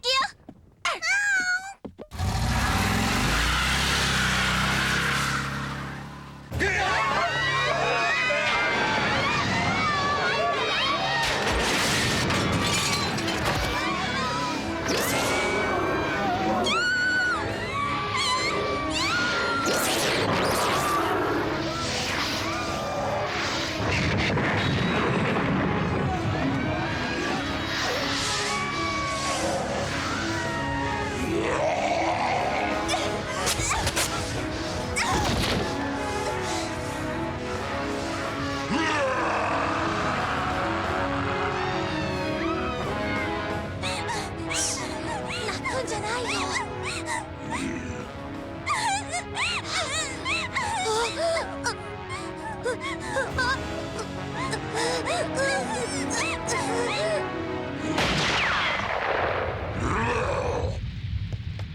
やめなさいジュリアン。やめてジュリアン。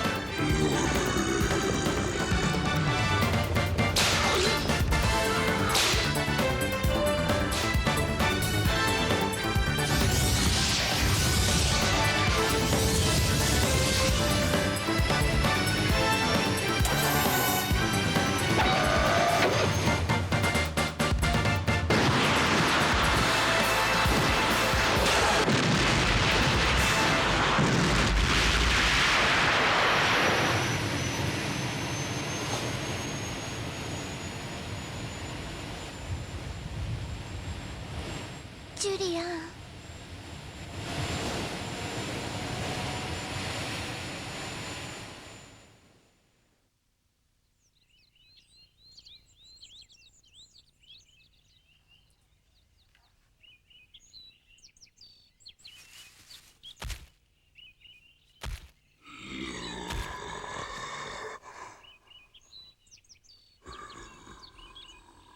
誰？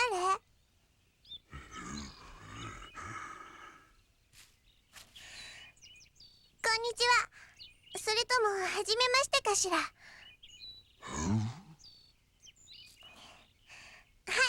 お花あげるわ。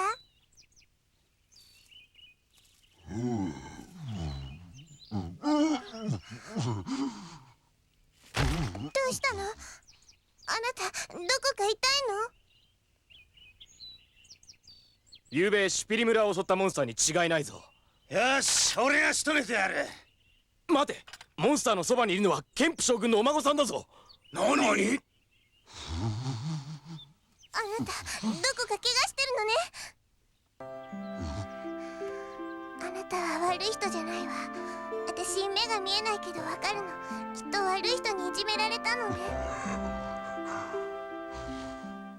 やっぱりそうよ。私が助けてあげるわ。あなたお名前は？ジュリアン。ジュリアンか。素敵な名前ね。私はシェリー。シェリー。そうだ、この近くに風車小屋があるはずだわ。ね、歩ける？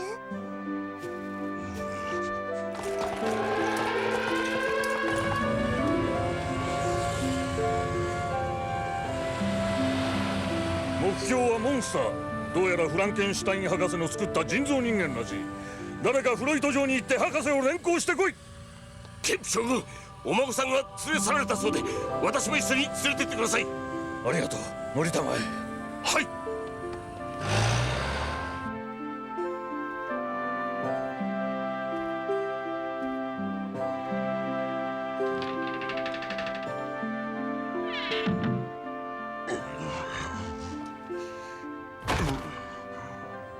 大丈夫、ジュリアン。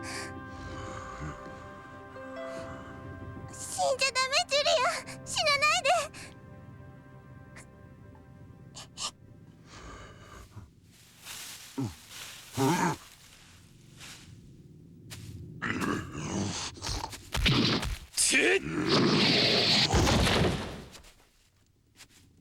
せっかく気持ちよく寝ているのに無粋なやつめ。やめて、この人怪我をしてるの。この男、悪霊に取りつかれているな。邪悪な欲望で人の夢を犯す無魔どもか。この人を助けてあげて。このままでは死んじゃうわ。西洋の無魔どもに節操の念力が通用するかどうかわからんが、まあ試してみようか。何やら厄介なことに巻き込まれたらしいな。どうもこの土地とは性が合わんらしい。機動戦車出動準備。攻撃目標、風車小屋内部の人造人間。それ以外の人間には危害を加えてはならん。待ってください、ケンプ将軍。お願いだ、ジュリアンを殺さないでくれ。あの化け物はシュピリの村を破壊し、大勢の人間を殺害したんだぞ。それにわしの孫のシェリーまで。シェリーってこの間の榊警部。レムさん、どうしてここに？榊警部こそどうしたんです？民間人がこんなところをうろつくんじゃない。私に任せてもらえませんか？ジュリアンは邪悪なムマたちに精神を操られてるだけなんです。ムマだと？何をバカな。彼女の言っていることは本当です。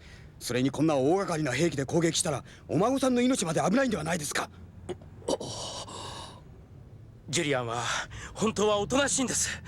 ムマさえ追い払えば。元はといえばフランケンシュタイン博士、あなたの不手際ですぞ。それを忘れてあなたは。榊警部、30分だけ攻撃をストップさせてください。私がシェリーちゃんを救い出します。いや、しかしレムさん。お願いね。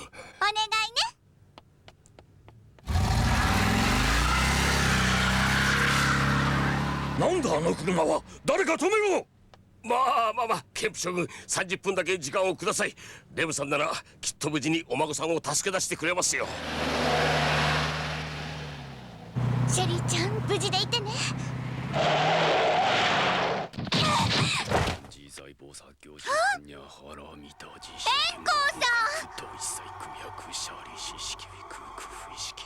おう、レム殿か。助かった。苦戦してるよね。この男に取り付いているムマ自体の力はたかが知れているのだが、その背後に強力な魔力を感じるのです。メフィストフェレスだわ。メフィストフェレス。そう、円光さんも覚えてるでしょ。死神博士のことよ。何？あやつまだ生きておったのか。シェリーちゃん、もう大丈夫よ。お姉ちゃんがジュリアンを助けてあげますからね。本当お姉ちゃん。もちお任せ。だからシェリーちゃんはおじいさんのところに行って。この子を連れてケンプ将軍のところに行ってください。それで攻撃をやめさせてほしいの。しかし節操、言葉が通じんので。大丈夫よ。キドーさんと榊警部がいますもの。榊警部も承知した。ケンプ将軍、お嬢さんが。何？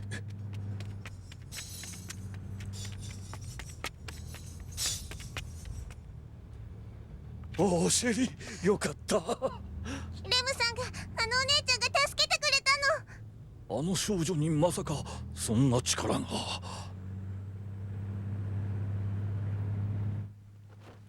それじゃあジュリアンの夢の世界へ行ってムマたちをやっつけましょうか。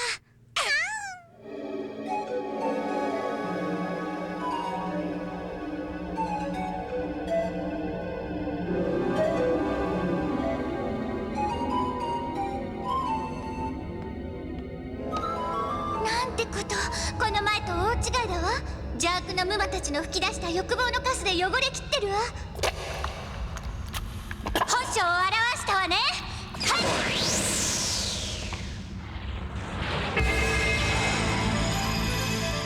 アルファベータ片っ端からやっつけて。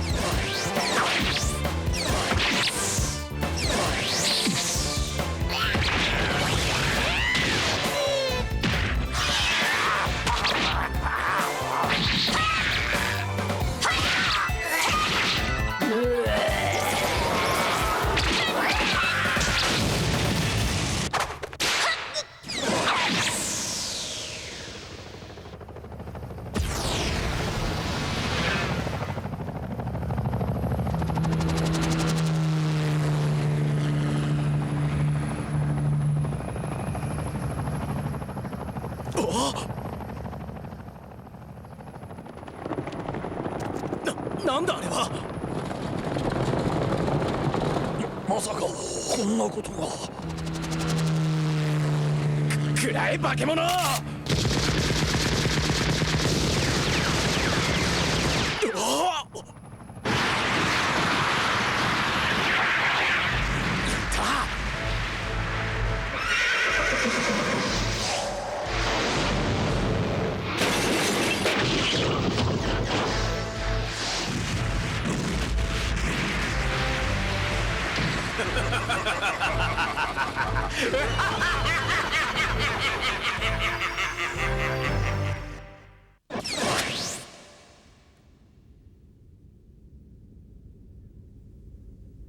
ムマは全部倒したわ。メフィスト、いい加減に出てきたらどうなの。さあジュリアンの夢から出てって。レム、わしと同じ呪われた血を引く者よ。二人で闇の世界を支配しようではないか。何を言うの。そう嫌悪の目で見るな。わしも数千年いろいろな人間の夢に潜ってはみたが、守る価値のある夢を見ている奴など一人もいない。なんですって。あなたもドリームガーディアンなの。ドリームガーディアンか。そう呼ばれたこともあった。しかしバカらしくなってな。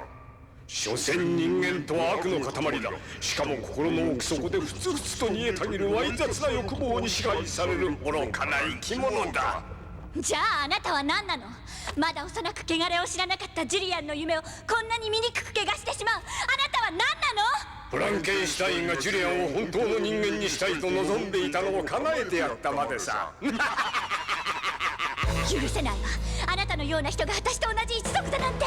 今日こそここで決着をつけてやる。お前とならいいコンビになれると思ったのだが仕方がない。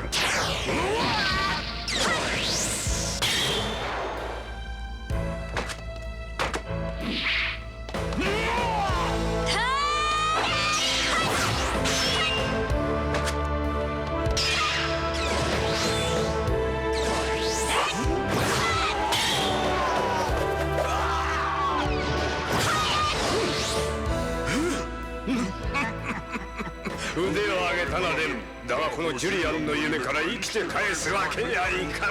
4人の魔女どもよ、何時らに預けし鎧を超え。メフィスト様、鎧とは。年老いて忘れたか。光の戦士たちと戦いしダークアーマーのことじゃ。ああ、あれでございますか。ただいますぐに。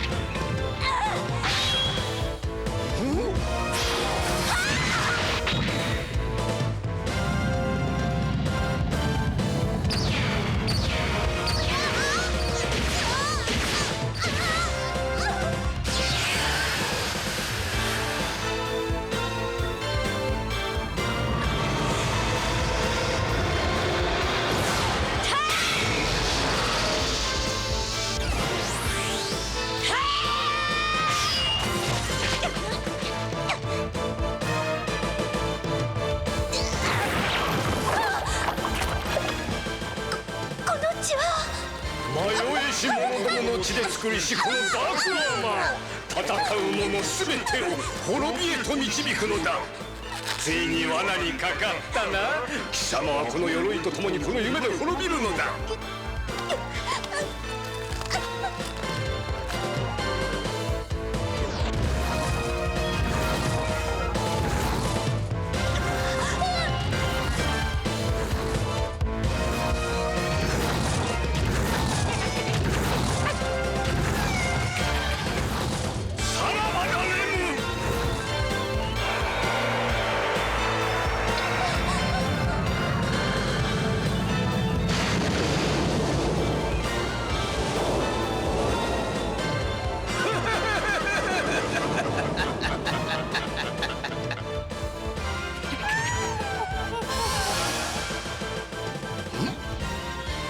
そうか、なんとか逃れたと見えるな。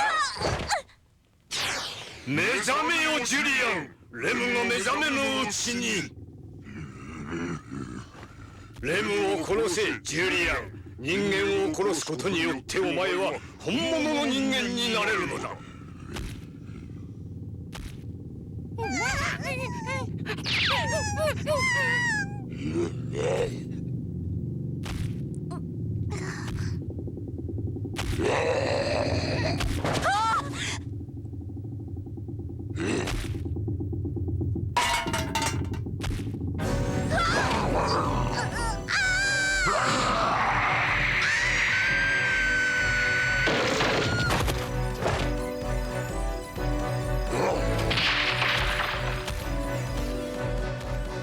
怪物だ！出てきたぞ！攻撃用意！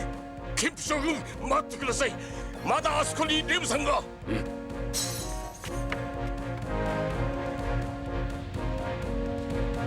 さあジュリアン、レムにとどめを刺せ。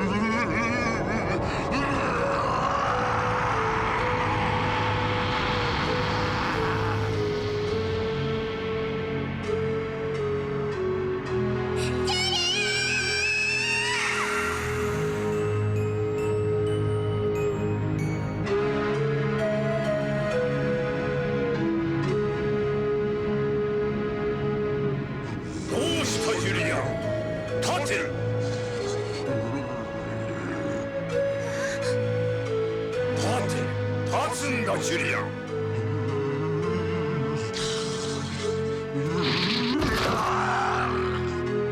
ジュリアン、手を離せ。ジュリアン。レムさん、私はシェリーちゃんのおかげで目が覚めました。犯した罪の償いをしなければなりません。さあメフィストフェレス、私と一緒に地獄の豪華に焼かれましょう。レ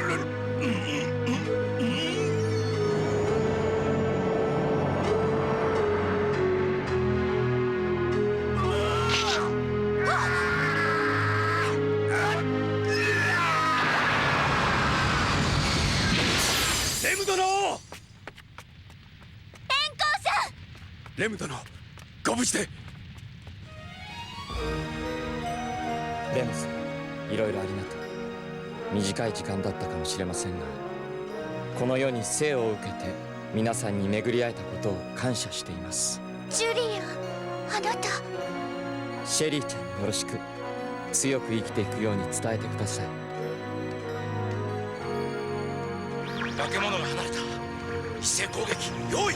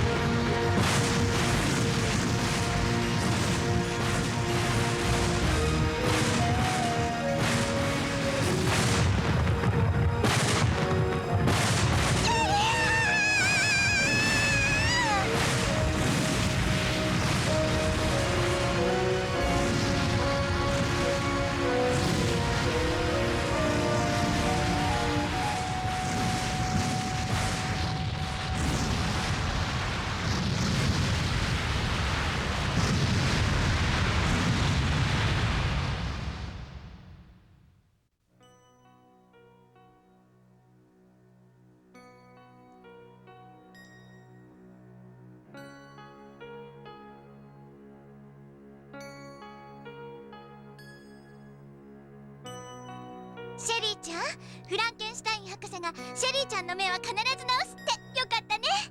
治ってもジュリアンのお顔は見られないのね。夢の中で会えるわ。きっとそういうことのために夢はあるの。きっと会えるわね、きっと。